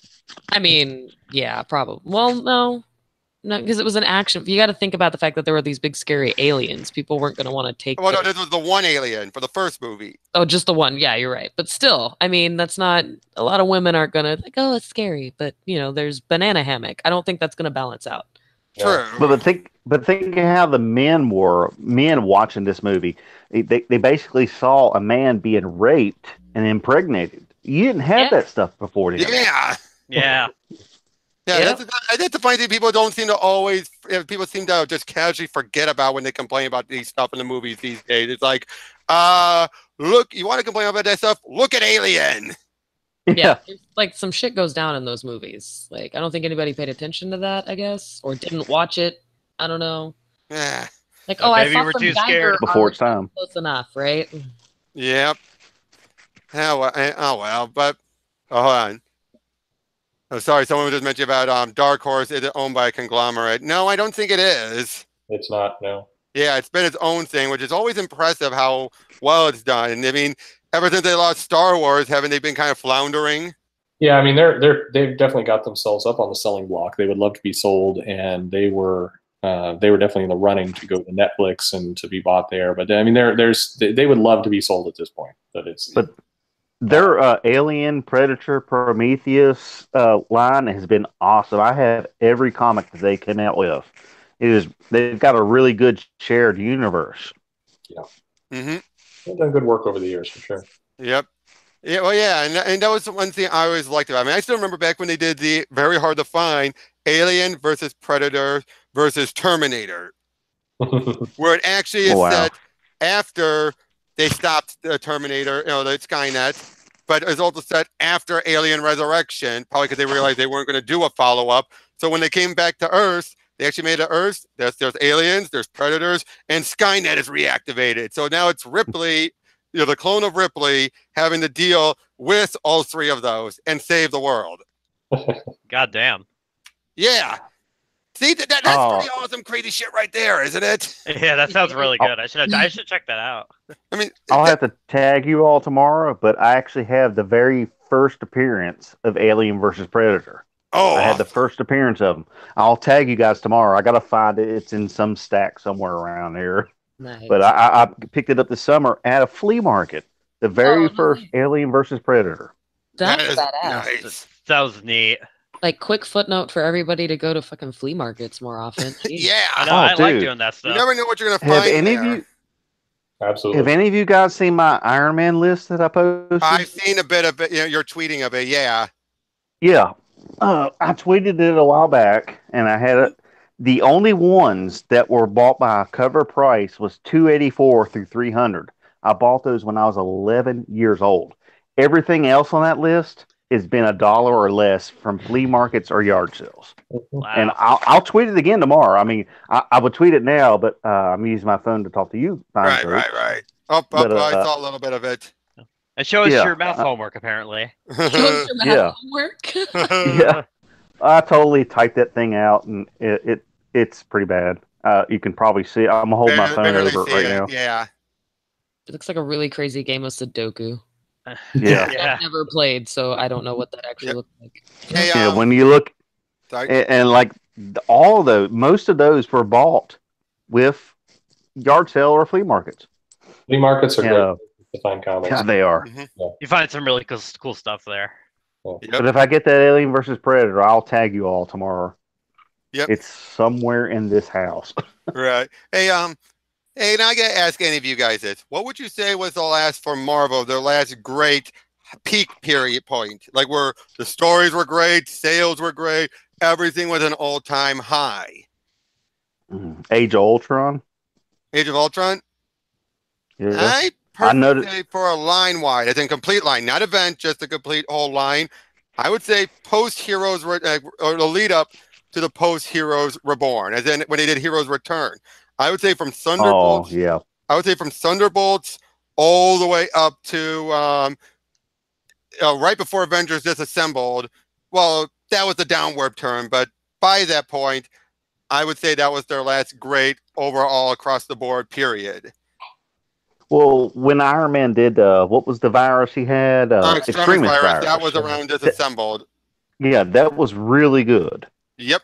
I mean, he had this conversation with Wolverine. He's like, "What are you going to do? You're going to generate it." He was like, "Whatever you do to me, I'll fix it within like a couple of seconds." He basically told Wolverine, "You can't take me out." I thought that was pretty awesome. Yep. But again, I'm talking about old titles, not just Iron Man, but old titles. Yeah, line. Yeah. It's because that time the X-Men universe was floundering back during the disassemble days. Ism and Fraction was not doing a good job on that book. No, that was as it went on. Yeah, and then you had AVX, which I think that was the last peak point for the X-Men, if you ask me. Like that was the last things were looking pretty good, and then went down. Yeah, I mean, sales-wise, you've had eras where Marvel has just been. For me, it's a little bit different. I mean, one of the things that confuses people out on the internet is, I mean, sales are up this year from last year, but it's not necessarily a healthy sales mix. I mean, I think that what you want to see is something like Batman or Spider-Man now, where you can order 100 plus copies. You know that with confidence that 99% of them are going to go, or all, and you just have that trust. There are lots of comics in the lineup that will do that, and right now there are very few from both that you have that level of trust on. Mm-hmm. Back when we were doing the Time Runs Out storyline with the Avengers, all the books that were connected to that were pretty solid. But kind of like the movie we were talking about earlier, the Secret Wars comic, for several readers, I mean, I had several readers come in, buy that, say, and then cancel their titles in their pull box. And they weren't doing it because they were mad at where it went. They just felt, great, Marvel gave me a jumping off point, and I'm taking it. That's what it feels like with Avengers 4. Yep. It feels like that, and it feels like, again, it felt like from ever since Iron Man 2 onward, it felt like they were building to something, and every time they did, it felt like they were building and building and building. So if they do a whole bunch of one-offs, yeah, people are going to then decide, like, oh, so I can actually pick and choose what to go to now. It's not going to matter. Yeah. Yeah, it's like, yeah, I don't know what they're going to be able to do as going forward. Oh, back to the movies for a second. What are your all's opinion on PG-13 Deadpool? I refuse to acknowledge its existence. I'm literally in denial that it is a thing. Even with Fred Savage? Especially with Fred Savage. I hate his face. I don't know why. I hated his face. What are they adding to it? Fred Savage. That's literally what they're adding to it.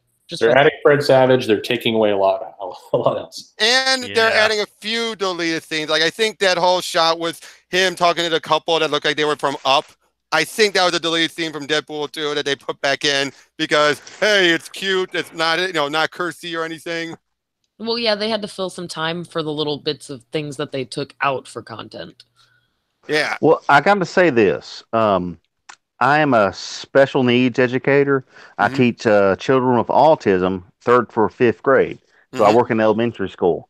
And a lot of the 3rd, 4th, and 5th graders have watched that movie already, right? And so the parents let them watch the R-rated version. Yeah. So I mean, I see kids with backpacks every day with Deadpool on. They've seen the movie, and so you're making a movie for them. But they've already watched the other one. I feel like they could take it. Yeah. But when I was a kid, I saw South Park the movie when I was young. It was awesome. I was in 2nd grade drawing South Park on the edge of my notebooks, and my teacher was very upset. I feel old. My mom. I watched Die Hard when I was 8. Yeah. Hey, I watched Terminator 1, granted TV edit, when I was really under 10 years old. My parents would always let me watch only the TV edit. But imagine my disappointment when they refused to let me go see the sequel in theaters. I was like, why not? You let me watch it, because they knew it was going to be unfiltered. The only thing my parents ever actually skipped through or edited for me was really hardcore sex scenes. Mm-hmm. And that was just because it was awkward for them to watch with me, I'm sure, which is fine. And I'm, I was 5. Nobody wants to have that conversation while they're trying to watch a movie. But I remember the most annoying one was I never actually saw the last 5 minutes of Fifth Element.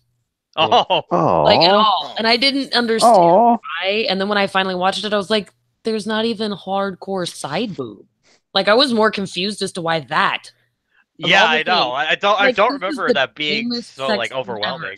It's over. The boobs were at the beginning. Right? Yeah. Exactly. I'm very confused. But nudity wasn't an issue for them. It was just genuinely the context of sex. Violence was fine. I freaked out over watching the Friday the 13th series back in the day. I remember freaking out over the people melting the wax figures because I walked in out of context and thought they were real people. Oh. Yeah, so that's the only movie I've ever been taken out on was Jurassic Park, because I freaked out during the T-Rex attack. Yeah, I was pretty good with movies. I guess I had a pretty good concept of reality and fiction. It was just sometimes things were startling. What I am never going to live down, and I'm actually kind of proud of because it's really freaking hilarious. I freaked out, had a full-on panic attack in the It's a Small World ride at Disney World. Understandable, relatable. You're not the only one. I had to admit to my parents why, and it was because I had just watched, I had like behind their back watched all of the Chucky movies. Oh no! Oh, okay. And I was like Oh 9. God, the And I was Chucky like, news right now. fine. And I Oh, was that traumatized. I'll be honest, that Oh, boy. traumatized me as a kid, just seeing the ending of 2 I when was- I was just staying up late. I was fine until I saw the little animatronic demon dolls singing about how the world was tiny and they were going to crush me, which is how I heard it. I'm sorry. The song was very claustrophobic, and then the ride stopped for no reason. It was horrifying. I wanted to jump out and swim. Oh, I was willing to get like whatever horrible diseases were in that green water to get the hell out of there as quickly as possible. I'm abandoned ship here, baby. Bye I was bye. gonna jump ship. Other Oh, kids that like would do it 2-year-olds to were fine. I was freaking out. That's the most abandoned ride in Disney, where people do get just because it stops a lot. Okay, then People it just wasn't take just that off. one time for me. Great. It's down all the time, and they have to put somebody with a wheelchair in or out of the ride that stops it for a bit. God. And it's the ride, you can see this online. This is a ride that people just get off the boat and just march off into the dolls to get the hell out. Yeah, but that timing couldn't have been better or worse in your case. yeah. Have you seen the creepy pasta videos about the family that gets on the ride and they never get off, and the camera sees them, each one dies? Yeah. You know, And it's just totally freaky, man. no one That's a ever creepy saw pasta, them creepy pasta. again. I really want to now. That freaking Yeah. anybody remember the controversy over the like carnival rodeo ride, the Avalanche? Mhm. Oh, Like, yeah, I killed a heard bunch of about yeah. people? Yeah, what was that? It was like a mini roller coaster thing, but it was like it went through a weird tunnel and had like mountains and crap, and it was called the Avalanche for some reason. Right before that big tragedy happened, my town Yep. was where Hey, they okay. were. I rode that ride right before all those people died. Ouch. And I was Hey. so like, oh, that could have fucking been me. Hey, Matt. Hey, welcome. Did we Hello just there, get guys. somebody? How are Yep. you? Not too bad. Yeah, I just brought him in and invited a few other people in to pop in. Yes, I'm trying to disable my camera option because I'm not looking to, how you say, camera friendly. So, do you see my icon or do you see, we see your face. We see your face. I don't Well, see my face. I had the same problem. I couldn't see how. I had my. I've basically got my phone just laying down on the couch. I don't know how to get my picture showing. Yeah, it's Still just new a at this. haircut, so. What? Yeah, I need Yeah, a just a haircut. haircut. But what's been a topic of discussion? Yeah, we're going all over the place. Right now, we're just talking about Lenore's little tragic experience with It's a Small World. She was Have you guys- kidnapped. Have you guys I touched was on the hottest and Twitter forced to sing a subject song in a in the tunnel. last 24 hours? What was that? Have y'all touched on the hottest Twitter subject in the last 24 Yeah, you hours? mean Avengers and all that? Yep, you already missed it. Oh, darn. It's done. It's Well, over with. In fact, we've all already seen it. I don't know what you're talking. Well, let's get something new. Yep, actually, speaking of which, there was one other trailer I wanted to bring up, and that was the Kim Possible trailer. Refuse to watch it. Really? I refuse to watch She's it. at least a redhead. Yeah. She's a redhead. I mean, I won't. I'm not even. I don't want to form an opinion. Okay. No, I'm like, I can't. I An watched. opinion is not worth my time. Like, I wasn't even Oh. in Kim Possible when it was trendy and cool. Like, I thought the rat thing was cool, and Oh yeah, Rufus. Rufus was awesome. but That's why I got hamstered. it's oh shit and Kim. But True, My only but exposure to Kim Possible was those weird Tumblr posts. well, I say this with Kim Possible, it got me hyped more so than Avengers Endgame did. And I have my issues with the trailer, but I still felt like this feels like it's going to be something. didn't it get ratioed pretty hard? Oh, it's actually it's still lower, but it's not like overboard. It's like 3.3 thousand to 4.4 thousand. Okay, I so mean, I was like, I'm not gonna watch it, but I'm not gonna thumbs down it. Jeez. Yeah. I honestly, I did find it a bit underwhelming, but it's just a teaser, and I'm not gonna really form a real opinion yet because the only really selling point was Ant-Man, and I Oh, you're think talking about the they're trying Avengers. Yeah, sorry, yeah, talking about the Avengers, yeah. So the only real selling point was Ant-Man, and I think they're building something with that. So I'm holding out hope that they're not gonna go totally SJW with this movie, but we shall see. Yeah, we were saying earlier, we as of right now, it doesn't look like they are, but you never know what they're going to do as Captain Marvel. Who knows? Oh boy. Yeah, but like I was just saying, though, with Kim Possible, though, I mean, I've seen the whole show, and yeah, I'm not happy that Draken doesn't look completely blue. They have these veins on him that look blue, and Shigo doesn't look completely green. But other than that, it looks like fun, at least. It looks Wait, like so is this a movie or a TV series? that they're coming out with? movie, Oh wow, animated or live action? live action. I thought it was actually going to be a real? show. No. It's a movie. It's a TV movie, right? And Yeah. no, I think, well, it'll be on the Disney Channel. They'll have some limited theater release, I'm sure, out of it. But No, from the looks of it, it does look on the cheap side for as a TV movie. But I Sure. think if it does well, it might lead into a live action TV show. And if it does, I can accept the quality they've done here for it. But it's like that, and it's not my cup of tea, but it's like Zombies and the Descendants movie. I mean, this stuff just prints money. Nobody's getting paid much. It's filmed on the cheap. They put it out on TV and then they regurgitate it in their streaming channels, and it will go to a couple theaters just as a limited release special thing. And it has to crack a couple $1 million to make money. It will just do it prints money for them. All this stuff does. Oh, they've already got a bunch of merchandise. All of the animated cartoon merchandise is going to start selling again. Everybody's going to be wanting. I mean, it's going to make it popular for the demographic all over again. And the existing merchandise they've got lying around will suddenly be able to be sold again. And sorry. That's all, I was gonna say. I'm not really a fan either, but I saw the trailer. I'm like, it looked fine. It looked like a cute little, fun little Disney Channel movie type thing. So And I'm the sure funny thing is though, technically, the most they could ever do with the SJW it up is make Ron even more of a buffoon or an incompetent. Because to be honest, in the show, he kind of already was. The reason why you had Kim Possible, she could do anything. Ron Stoppable, he can't do anything. Yes, Ron Stoppable is incredibly like anything stops him. That was literally the gag. Yeah, but As long they as did he have him doesn't get become a better as it 15-year-old went on. transgender boy. Yeah, well, no, it worked for him though because he was created at a point where it was done more for laughs, and he was still a great character in his own right. Yeah, very true. So the characters weren't uncompelling. It's just I think at the time I was too cool for the show. oh no, I get that. I'm just saying though, as far as them SJWing it up or whatever, you really can't. Oh no, they can. they totally can.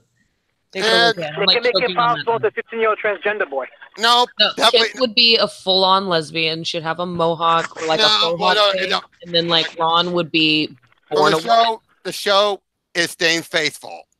And Say that's awesome. Captain Marvel Mohawk.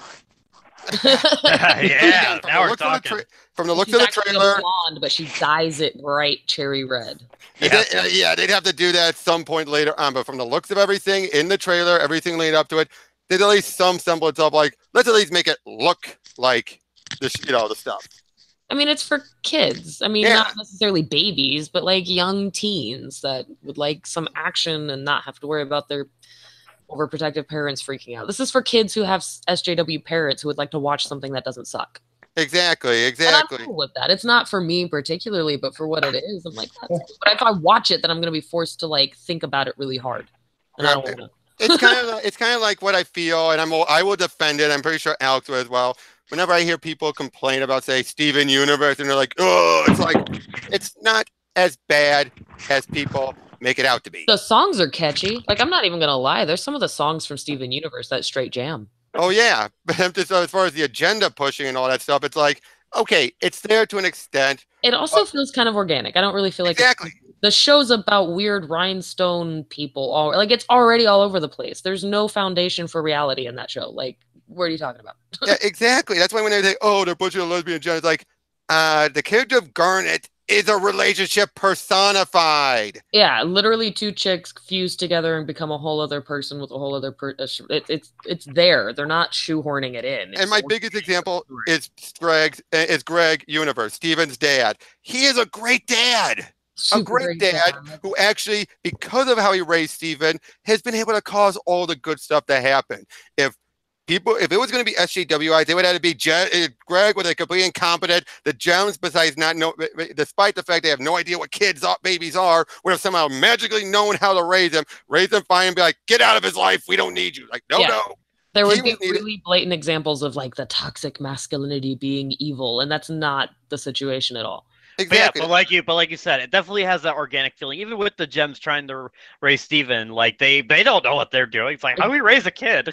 Oh, what is a kid? Oh no, Yeah, what he's is a Rose. kid? What is a kid? Like, What Yeah, is- we're not born kids. We're just gems. We poof into existence. How did she? I They're think- like trying to figure out how his mother even made that happen. They're not sure what's going on. They think he's still Rose. Yep, they're positive.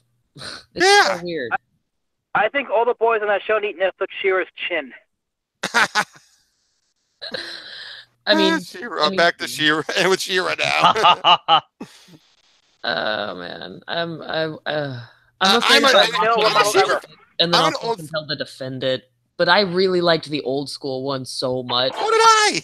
I would have so Same. many issues. Like, oh man. But I did the same thing with My Little Pony, and I freaking watched the new one now. So I'm like, damn Now, it. the new one actually did something. It went out of its way as I just forgot her. Lauren Faust put it best when she came up with the show. She wanted to be a show that little girls could watch, but then their brothers or dads could come in and not run out of the house or run for the hills. They'd be like, "Oh, what are you watching?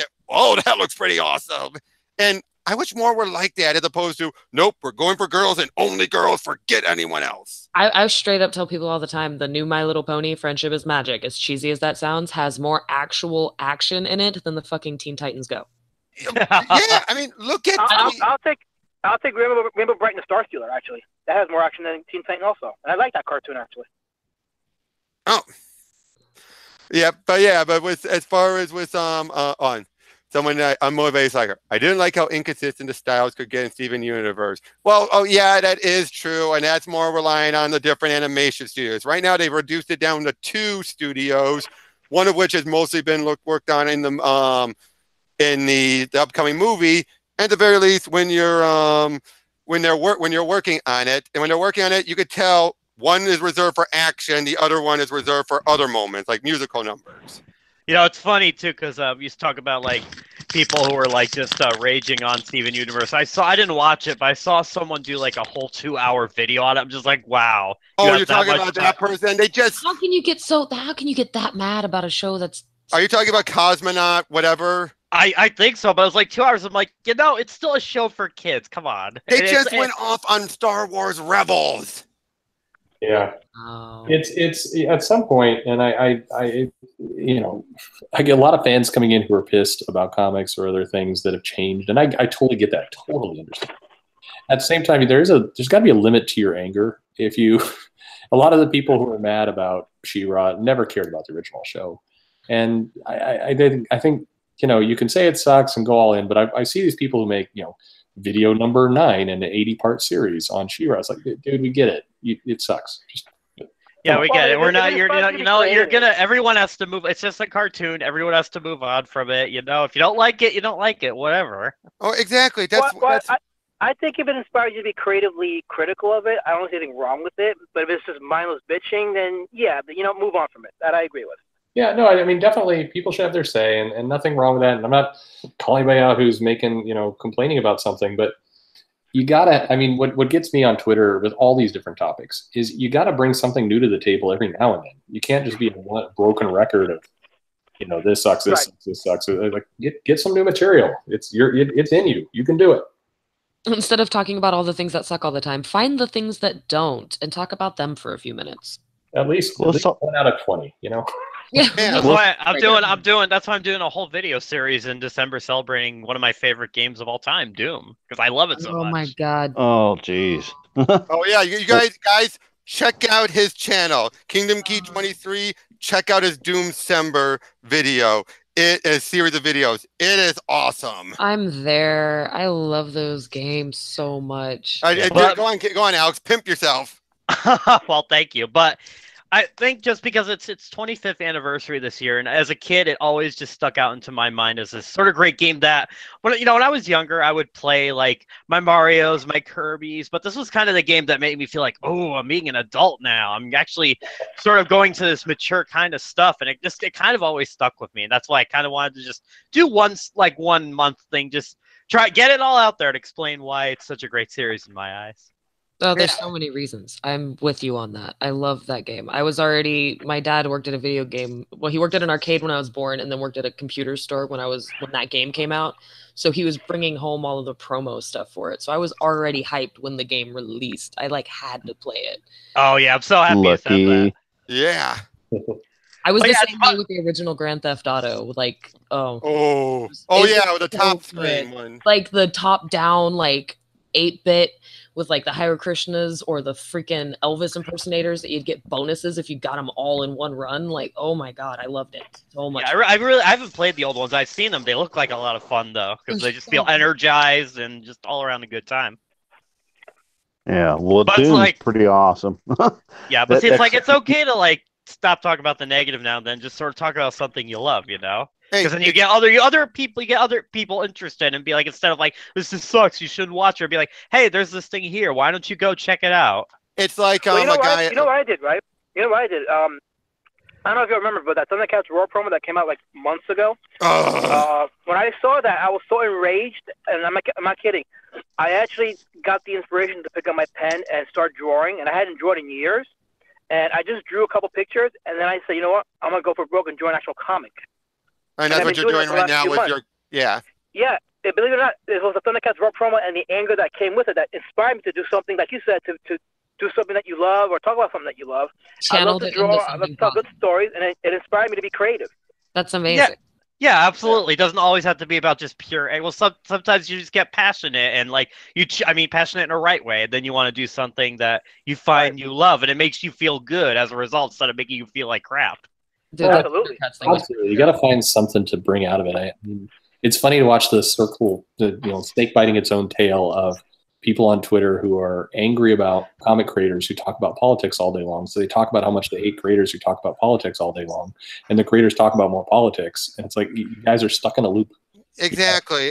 That's why I'm so glad there are more comic pros out there that are starting to be like, hey, I have my opinions, I'll state them, but I'm not going to argue or fight you over them.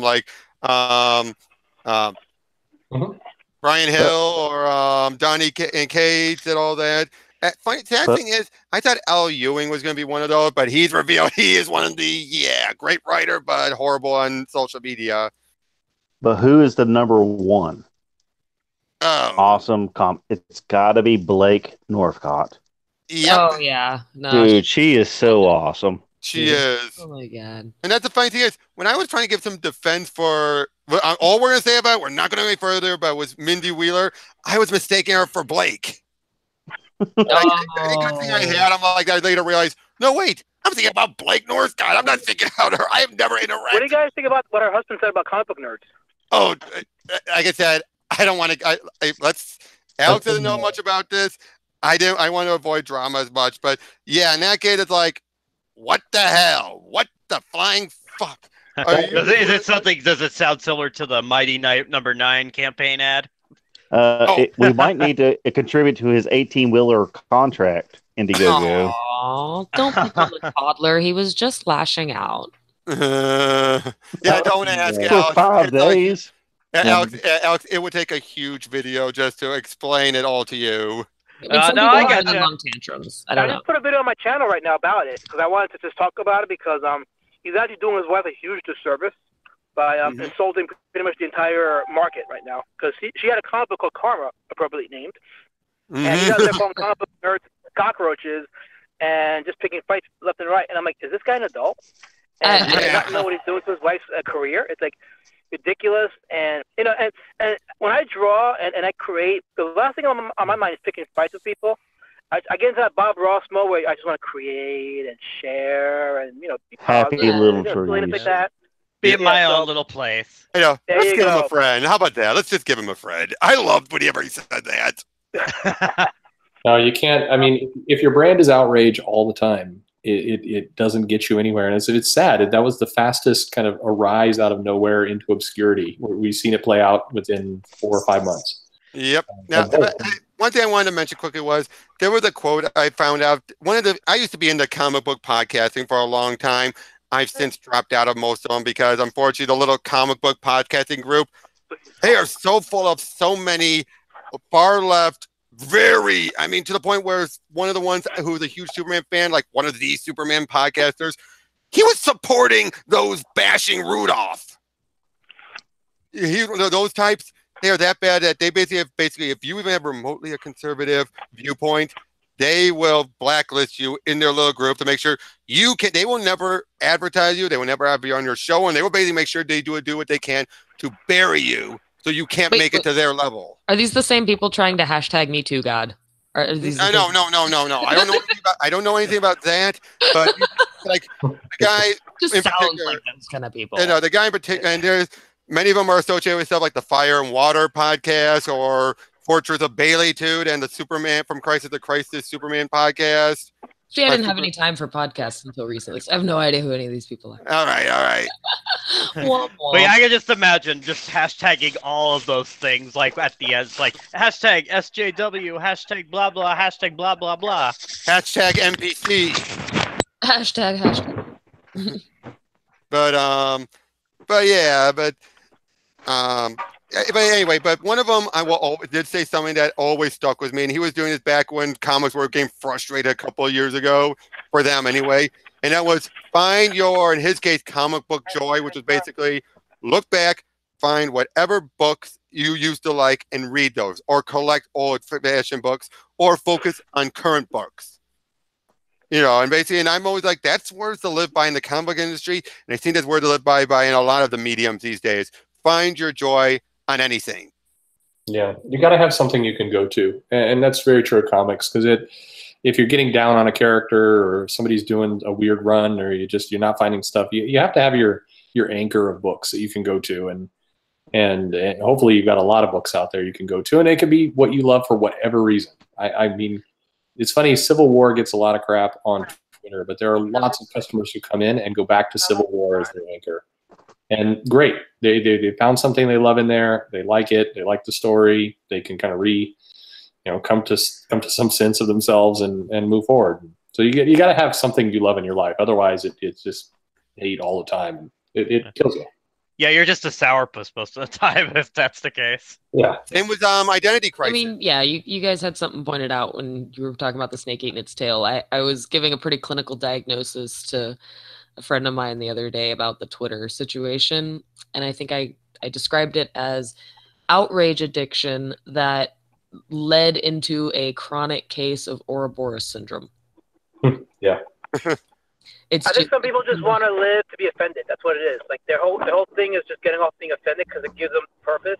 I think it gives the same endorphin rush as like riding a roller coaster. I think there's something like clinical about it. I'm not even like trying to joke. I think people are actually addicted to the drug that their brain releases when they're pissed off. I think that applies to Renfamous, definitely. Absolutely. It's literally an addiction. It's starting to get to the point where I feel bad for these people because they might not have control of it anymore. They may have gotten to the point where their brain just shrivels up without it. And if they don't get mad about something, they feel physically ill.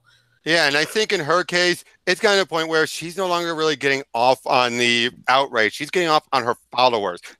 I still think when she was trying to do her attempt to be a cosplayer, she wanted Jessica Negri level of popularity, but never got it. And now she's gotten it in a weird, twisted way. Sort of. Are we talking about Ren Famous? Yeah. I don't want to. I'm just bringing that up for a brief moment. I don't want to go any further. I just wanted to bring that up quickly, saying. But she's a good example because when she transitioned it into, she found a substitute for that drug. When that drug, the anger outrage drug, started getting trickled off, she found a similar chemical being released by all of the fawning white knights and people circle jerking in her echo chamber. Exactly. Social Justice Warrior Spider-Man.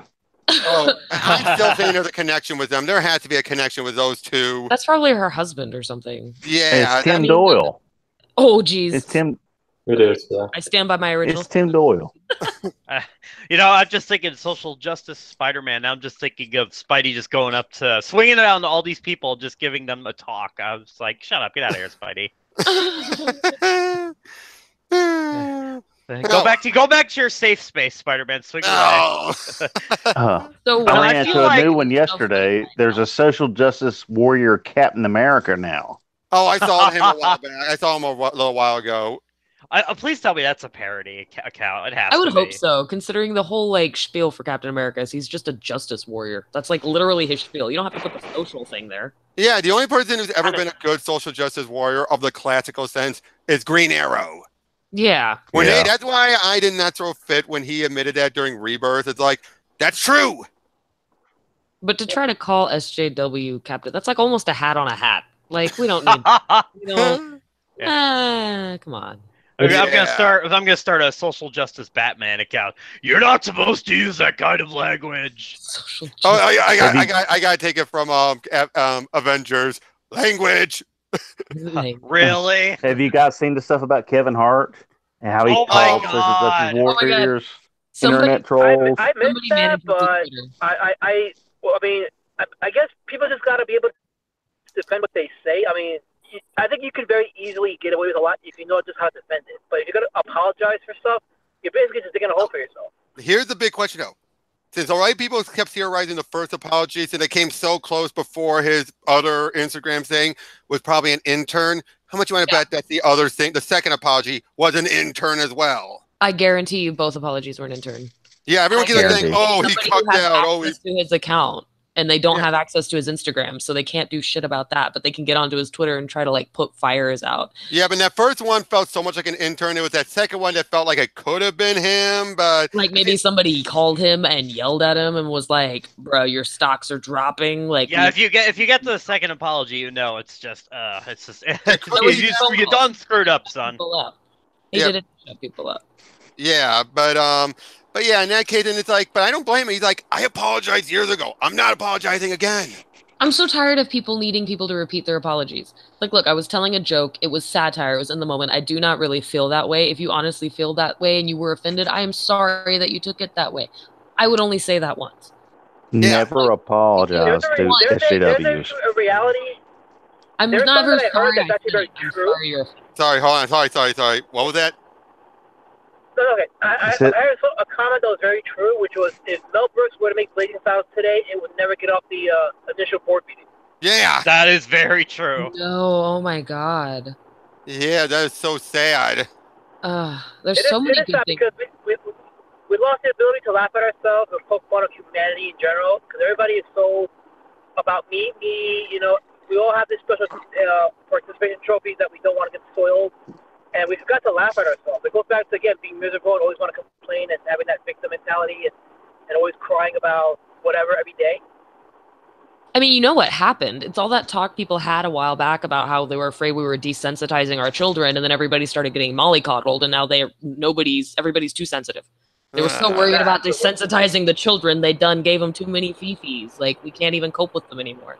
Yeah, it's gone the other way now. Everyone's you'll even if it's like what I'm trying to say is that like they'll even if they're like trying to quote unquote do it for the right thing, they still end up insulting people. It's look what happened in Doom. Look what happened with Doom Eternal. Oh my god. Mortally challenged. Yes, even though that was clearly a joke. And now look at how big the fast turnaround was with the new Far Cry game. How everyone's like, "Oh, we're playing as these guys. We're playing a bunch of SCWs." Then you find out, and anyway, then you have the media be like, "Oh, come on, guys, grow up, strong female." Then you find out, no, they're the bad guys. Now it's flip flops around. Now you have the journalist being all like, "Oh, how dare you? How dare you?" I'm mad with absolutely no context. Yeah, I can't just sit down and play the game for myself. Whatever they say, Far Cry 5 was awesome. Yeah, I'm getting it because this is a sequel to Far Cry 5, and I've been getting all the Far Cry games, and so long as they don't pull a Fallout 76 or a Black Ops 4 where they make it multiplayer only, because I'm a single-player guy. Oh, that reminds me, did you see Obsidian yesterday? Oh, I cannot. Yeah, basically you mean, we're actually going to continue Fallout just without the Fallout name. Yeah. Yeah, they put out that the space game. Oh my god, it looks so awesome. Yeah. There's memes, you know, the whole the girl looks at her boyfriend who's looking at another girl. Yeah. Yeah, man, that game looks good. So is this supposed to be like a spiritual successor to Fallout or something? Yeah. Like an option. Yeah. Well, I mean, more to Fallout New Vegas more than anything else. Oh, okay, that's They made the original Fallout 1 and 2 as well. Well, chunks Same of pe- them same did. people. Chunks of them did. Yes. I don't think it was that was Black Isle that did the original Fallout, wasn't it? Assuming, yeah, they did the original first 1 and 2. Hold And on, New Vegas. yeah. Hold on. I'm just double checking. So wait, did they Yeah. remake the first two Fallout games as like the shooter type, or was it Well, something no. else? 3 was done by Bethesda. Then they gave them New Vegas, but then that ended up being a bit. You basically had a case of you have people who were the old school fans coming in, and then you had the people who were the new fans from 3 coming in, and they were like butting heads. Oh, I could definitely see that happening. Yeah, But that's the whole thing with New Vegas, when you started New Vegas, you could join it with the what were they? The bad guys. You could join them in attacking the It's town, been a or while. you Oh could yeah, side yeah. with the town. You could totally take out a whole town right off the bat. That's and right. Never go to that that's right. town. But with Fallout 3, you could only be with the town. You couldn't be a raider. You know Right. that choice. But these people are making this new game, and it looks phenomenal. It does. Yeah, I'll Yeah, have to check it out. Yeah, I can't wait for that. I can't wait for Mortal Kombat 11. Even though that music in the trailer. Oh yeah, like, that's oh! I'm just there for the story mode. Mortal Kombat 11? That's the first I've heard about that. Oh yeah. They made some questionable soundtrack choices, but other than that, it's a Mortal Kombat game. It's gonna be solid. Yeah. I love me some Mortal Kombat. Yeah. Oh my god. Definitely. Well, Do you guys remember the original one where it was literally photographs of people Yeah. in different poses? It's like they were like, fuck trying to program graphics. Let's just take some pictures. Yeah, well, no, but they actually it was a lot of it was mocap or photo capping, but that was actually that was not the first game to do that though. I loved it. I did too. I missed that so much. Yeah. Wait, which game was that? The first Mortal Kombat. The first Oh, three. the first one. Yeah, I think that was did. definitely part of its charm. Aside from ripping the heads off and all that. I loved it. I mean, sure, the spines and the violence, and it was just so good.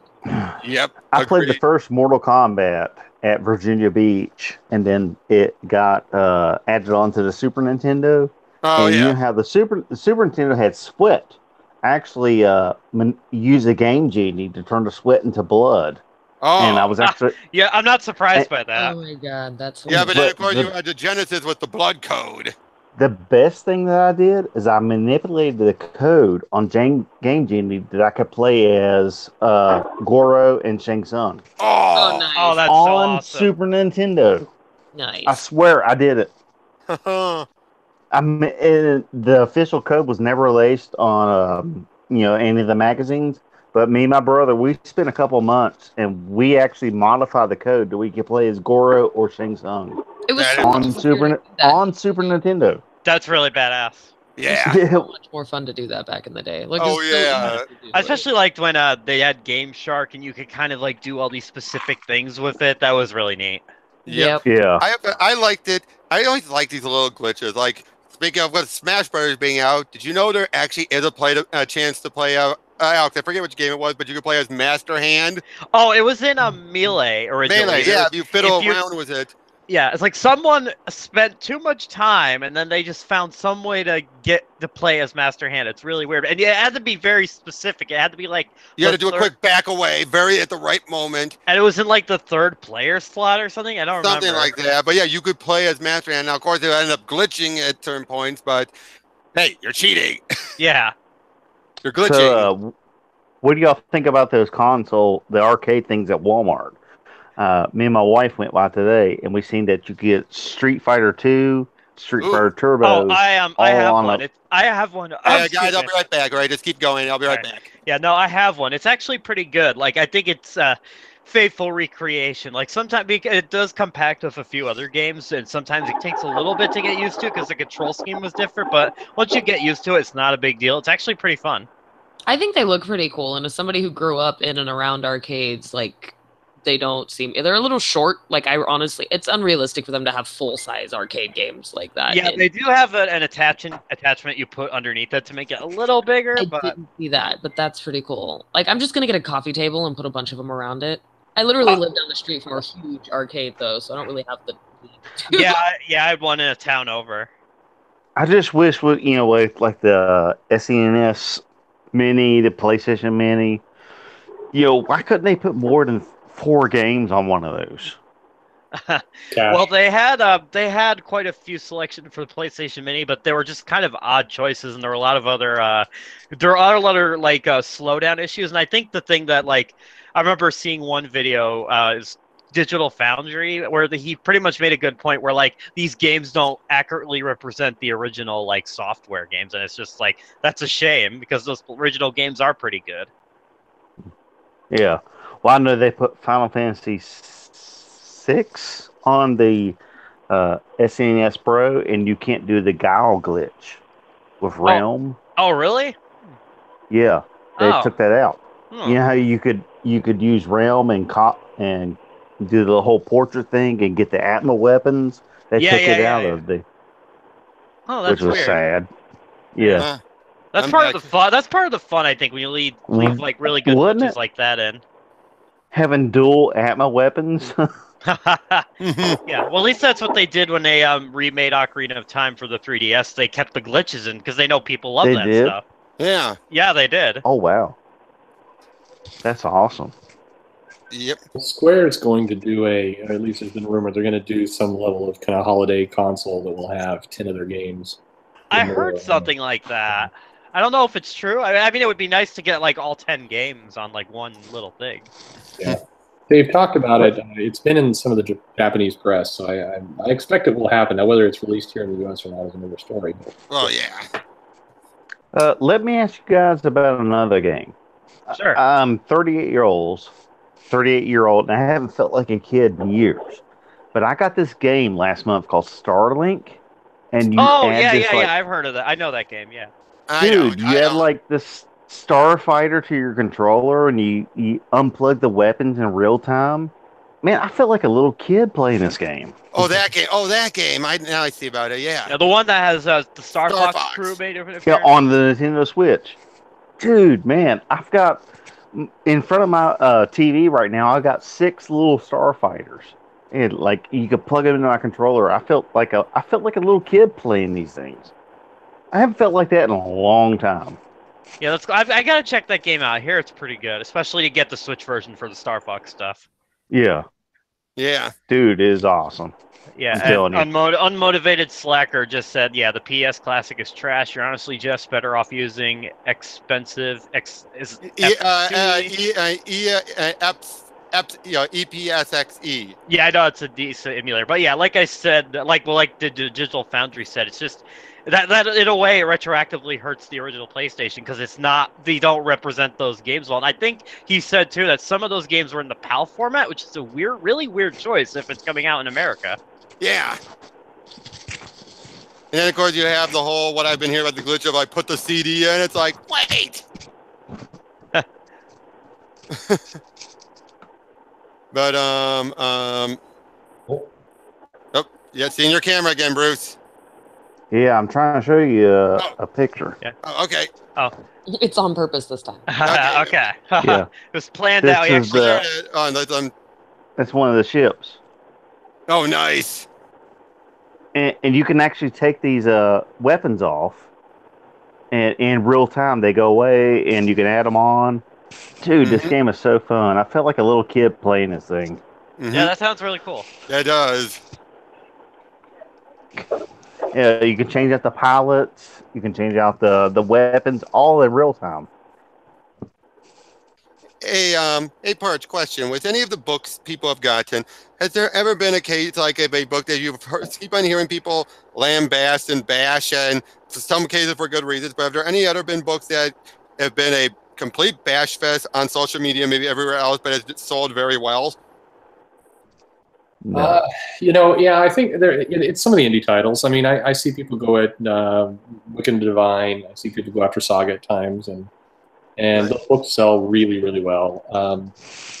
I think there are things like we talked a little bit about earlier. I think people get hung up on this writer's politics, or there's a gay character in this comic, and so therefore it's trash, and then they'll read it in the video in like a really funny voice, and then it's like, this comic sounds crappy. But stuff sells. I've seen people go with the Avengers. I mean, even when Mark Waid was doing the Avengers, it was not the best-selling run, but it still sold. It's what happens in the store is different than what happens on social media, and sometimes the two things line up. But really, it's like, did this story matter? Did people see the comic and there was an interesting story there that made you want to read the next issue? Then the comic will sell. It really, it's that simple. Okay, well, I asked because just recently I got a book that I've been waiting to come out for a while, and yet I keep on hearing so many people complain about it, and that was Dan Slott's Silver Surfer. Mm-hmm. I keep on hearing so much, a very big divisive of, oh, it's great, or oh, it sucks. Well, it didn't sell that well. Oh, you're going to have to get going, Lenore? Yeah, I think I gotta head out. But I really appreciate you having me on, and I'll be definitely popping back in next time you invite me. No problem. Thanks, Thanks for Lenore. coming. Yeah, it was very nice talking with you. Yeah, great to meet you. Nice talking to you too. Absolutely. You guys have a wonderful night, and I'll see you next time. Yep. Yeah, you too. Take care. Yep, take care. Later. Bye. Yep. But like I say, I keep on hearing that big divide people have of, oh, it's great. Oh, it sucks. But it's like, hey, it's Michael Allred artwork. Is Dan Slott doing something that people kept saying, hey, why aren't you promoting this more? It's good. So I'm like, which is it? Is it more of a case that they're mad because of his politics and that he's not promoting the book? Or are they mad because they don't like what he did to the character? I think people read things into it a little bit. I mean, it's one of those books that either like it or you don't. If you like the Silver Surfer character, and you liked especially the 70s and 80s stories, and it will remind you of that. He had a female sidekick that dressed like a millennial, I guess, and that irritated people. But the comic was what it was, and I think I don't know. For me, it reminded me of Silver Surfer stories back in the 80s and kind of that wacky cosmic stuff. And Allred's art was great. And I mean, it didn't sell well, but I have no complaints about it. The comic was what it set out to be. And it wasn't like, current Iron Man, which is just a train wreck of a. Oh, yeah. That perfect example. Why is Iron Man a train wreck? Because he decided to put his politics in the forefront. Yeah, Tony is a supporting character in his own book. He's really there, and Team Iron Man. Oh, yeah. They're going back to that again. Why don't they just call it Force Works? Yeah, it's barely a Tony book. It's very, very heavy-handed with internet trolls and people being mean, and it's so we took pages from Gabby Rivera, in other words. Well, it's just not fun. You read it and you're like, this the Cessna Iron Man suit, that was what the man. Yeah. You just turned into Iron Man. I think the last good Iron Man that was actually about Tony himself was, at least in the past couple of years, was Superior Iron Man. Yeah. Because that is something fresh and new with him. Yeah. No, right. There's been good runs, and there will be good runs again. I think that's one of the things people should not get too down on, because what we are seeing, I think Dan Slott self-destruct a little bit. Sarah Pancelli is gone and not coming back. Why is that? There's a lot of there's not a clear answer. I think the biggest is she likes working with Bendis, and see her pop up in DC very quickly, I would guess. Oh, I would say accept her, because she is a good artist. I loved her on his Spider-Man stuff. Sure, no, she is, and she's one of Marvel's last good high-profile artists, or at least higher tier. The sad part about her is that she got screwed, I think, by this Fantastic Four run, because she is a very reliable artist. She gets her on time. She's not late, and yet the Fantastic Four book was late from the second issue, and it's. She was taken off relatively quickly, or left the book. And so I would like to see her on something. I'd love to see her on something cosmic over at DC. Maybe they can revitalize Corpse, or there's a lot of things she could do. And so I'd love to see her play with those characters. Now, you mentioned Bendis now. How bad has Superman been taking a hit over at your store? No, it's about the same, which, depending on your point of view, its sales have not gone up. So given the amount of money they spent, the amount of hype and promotion they sent, I call it a failure. But it's pretty even. I take it back. It's lost a few readers, but I think they were going to go anyway. There was an actual kind of jumping off point with 1,000. But Superman needs something big. I think 2019 we're going to get the the first big year of Bendis, where we've got Young Justice. We're gonna have a big crossover. We're gonna have an event that he's helming, and then supposedly 2020 there's gonna be an even bigger Bendis thing. So I think we're in for several years of the Bendis era, which we'll really see next year. Yep. What do you think about Batman? Because Batman is going to hit 1,000 this year. Detective is, yes. It will, and I think it's going to continue to sell. I mean, this is an area I think DC is doing a good job with, is they know that they've got a just solid seller, very reliable seller, and so they're not going to screw that up. You're not going to see weird stunts with Batman crossovers or anything. You're just going to see them put out books, do the Batman Who Laughs, do issues that they know fans will buy, Crap. and they'll just focus on solid books. I agree with that, and I think that's why they put Peter Tomasi on it leading up into it. Yeah. And that's good. I think that's what you hope for in a comic company, is that you're going to see just good, solid Batman issues, and it will continue to sell. And Tom King's run is very divisive, but still, people buy it. I think Batman 60 kind of built it up a bit more. Well, Yep. yeah. But yeah, I mean, I think Batman 60 kind of redeemed a lot of what was happening in Tom King's run, because it's basically showing, 59 did that, showing, there actually is a long-term plan this whole time that started in 50. And I personally blame the hype.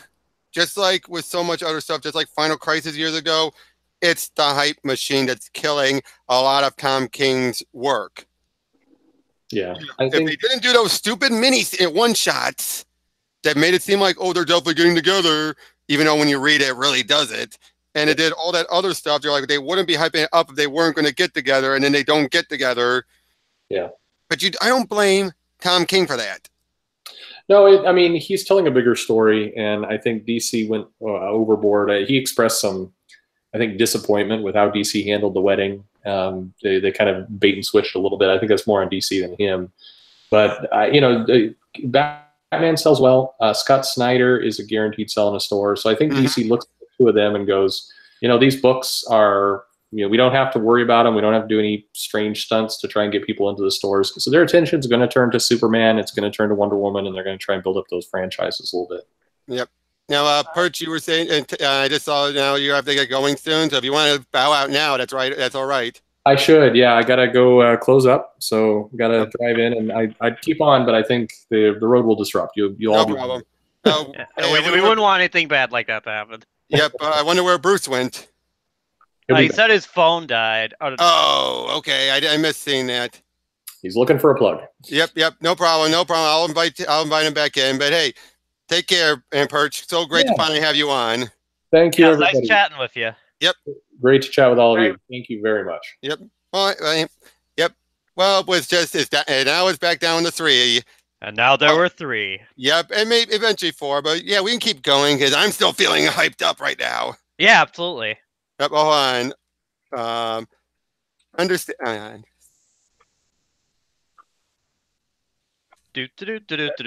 I'm just telling Bruce it was good for him coming on, but so yeah. How do you say your name again? Don't be offended because even Edith at Skyver got my name wrong. So it's actually it's pronounced Alasmat, and let me tell you the story behind that. So okay, it's actually an amalgamation of my name. So my first name is Alberto. My middle name is actually my baptismal name, which is Lazarus, and then my last name Martinez. But I thought about Alasmar, and Alasmar doesn't sound like a comic book company or a film company. So I went with Alasmat, and I said, okay, I'll go with that. Now, I'm not crazy about it, but there's something about it that it's like I could brand it. So whenever I go on anyone's stream, I have to correct them all the time. It's Alasmat. So I got to figure out what accent. Alasmat, got it. Yep. You're the first person on YouTube to get it right, so congratulations, my friend. You did great. Thanks. Yeah, I was just trying. No, good first attempt. Yeah. Yep. But yeah, so it's now just the 3 of us now. Yeah. With Alex here, he's a big gamer and he's really into movies as well, and you're into all the stuff as well. I mean, the 3 of us all are. So well, yeah, I'm a filmmaker too. Actually, yeah. I did my first professional. I was called professional because I work with professional equipment, but my first professional film was back in 2004 called Solomon's Requiem, which is a horror comedy. in the vein of Peter Jackson's Brain Dead. Brain Dead. My God. Yeah. If you want to see it, it's on my television page. It's available for free to watch if you guys want to watch it. And actually, I have an IMDb page as well, where I have all my films listed there as well. So, and then I did a sci-fi film called Hangman's Noose, which is based on a character I created in comic book form back in late high school. And then I dropped out of films for a bit, and then I came back in 2013, and I did a drama, I did a kung fu movie, and then just recently I did a horror film called Got the Perdition, which touches on the subject of parental alienation. So, no, I love movies, I love making films, and then this year I got back into doing comics for the first time professionally. So, and the thing is, I did comics before I did movies, but I think film was a bigger passion for me because I love the medium of filmmaking. I love the medium of the cinema, of the silver screen. I love how performers, actors can bring their own element to the table and, interpret their part in the film in a way that's organic. Bruce is back. Welcome back, man. Yeah. You made it. I think I'm back. Yep. Yeah. We thought we lost you forever. Not forever. Yep. But yeah. Hey, can I ask you a question? But not you. Sorry, you just popped right in. But where do you stand whenever you see all these actors do all their little, doing all their little politics stuff online, and how there seems to be a bit more? It's like Kevin Hart, but then you have some who are still trying to back out of it or try to stand up against it. And you also have people like Tara Strong, who, for example, who's I hear what you're saying. Here's what I think about this. I mean, everyone has an opinion, granted, because we all have brains and we all think a certain way. Bruce, I think there's an echo on your end. Or I think I hear from you too, Rob. Oh. And me. All right. And here I thought Listen to me. Sorry. It's all right. But I was saying that. I think because you still have the audio on one of your devices going on the YouTube channel. Okay. I think that's why. Well, my phone's dead. It's turned off, and I'm using my tablet with my headphones. Weird. Yeah, I have my headphones on. Yeah, my headphones are on as well. Maybe it's me because I'm on Bluetooth. Oh, that could be it. If I lower the volume a little bit, would that help? Let me see. Does that help a little bit? It's still here. I can hear your echo, so I don't know if it's you. Probably not me. All you guys sound clear to me. I still hear it. Oh no. Oh, this is gonna be weird. While you fix it, yep. Maybe we could, because I did want to address your point about the actors, entertainers with their political spiel. Again, they have their opinions, obviously. They're going to think a certain way. But the thing is, your entire fan base may not agree with you politically. So from a business perspective, it's not the best thing to become a political activist when you have people that disagree with you politically or are fans of your work. Yeah, but especially if it's like people who look up to you and stuff, and then you hear all this stuff, and then they start getting a little too passionate into it, and then you're just like, oh, you're saying these bad things. Oh yeah, like when Tara went after that Uber driver. Oh, that was bad. What happened with that? You guys want to do it?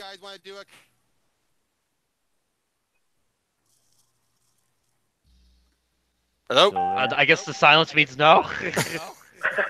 I was just hypnotized by the echo. Oh. It's taking me in. I'm absorbing it. Yeah, he's becoming one with the echo. I'm gonna do something quickly. I'm gonna mute. First, I'm gonna mute you, Bruce, just to see what's what. If it's your end, we'll know. If it's not, then you can unmute yourself. Listen. Sorry. I'm sorry, dude. Sorry. You can unmute yourself. Sorry. Right as you said that, I hit mute. I'm sorry. You can unmute yourself. Bruce. Sorry, I didn't mean to mute you like that. Sorry. I did, but I didn't know you were going to start talking. How do I... I think he got offended by the... I'm sorry. The echoes. The echo's gone. Well, I guess it was your end, Bruce. Hold on. Yeah, you can. I assume you can hear me, Bruce. I'm sorry. When I did it, I didn't know you were about to start talking. I'm sorry. Hold on. Hold on. Let me see if I can undo it. How does one undo it? I don't know. Alice, Matt, you've done it, but you've done this type of thing before. Do you know how to unreverse it, or is it on his end? Oh, good question. I probably would, but my hands are on the driving wheel, so I have no Oh, way. no. That saying, might, you know, that if you take your hands off, that might be an issue. No, I'm not gonna talk. I just. Oh, can't no, touch right. the phone. Bruce, just unmute yourself. I think you can do it on your end. All I can do is do the muting on my end. I can't unmute you. Ah, jeez, I hope I didn't get him mad. Seriously, how does one fix this? Maybe he can't hear you. Maybe you should type it on the side screen so you can read it. Right. Yeah. I'll type in the chat. Yeah.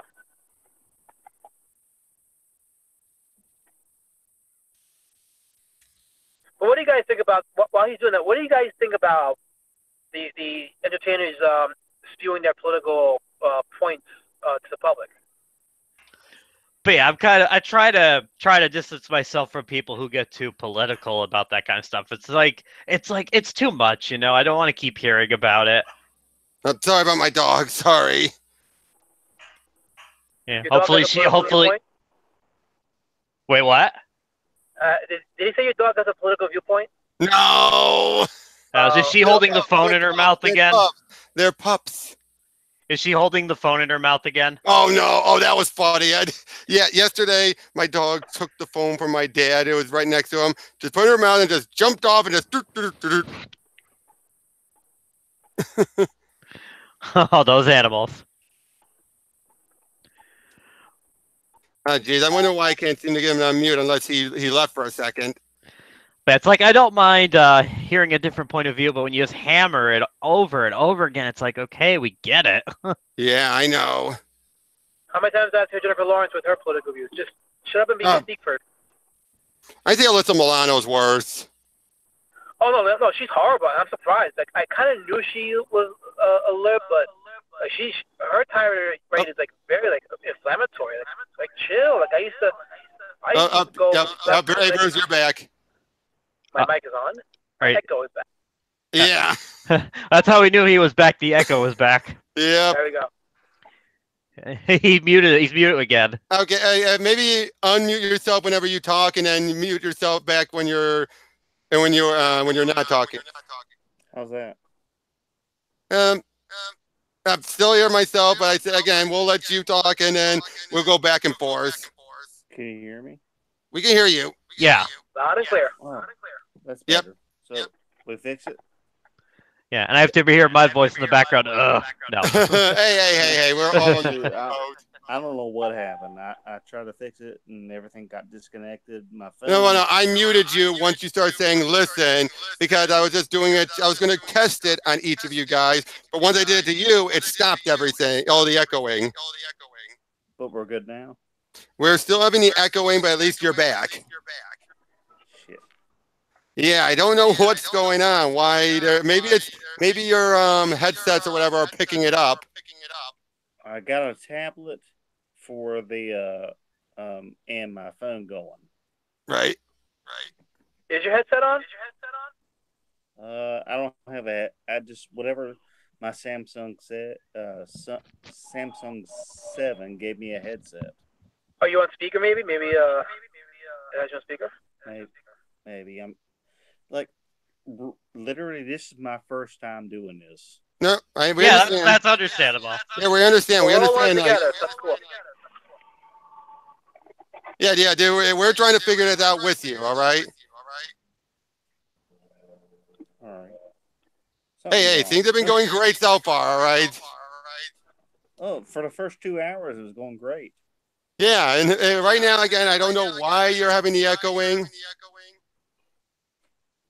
It's preparing you for epic speech. Take advantage, man. Come on, use your moment.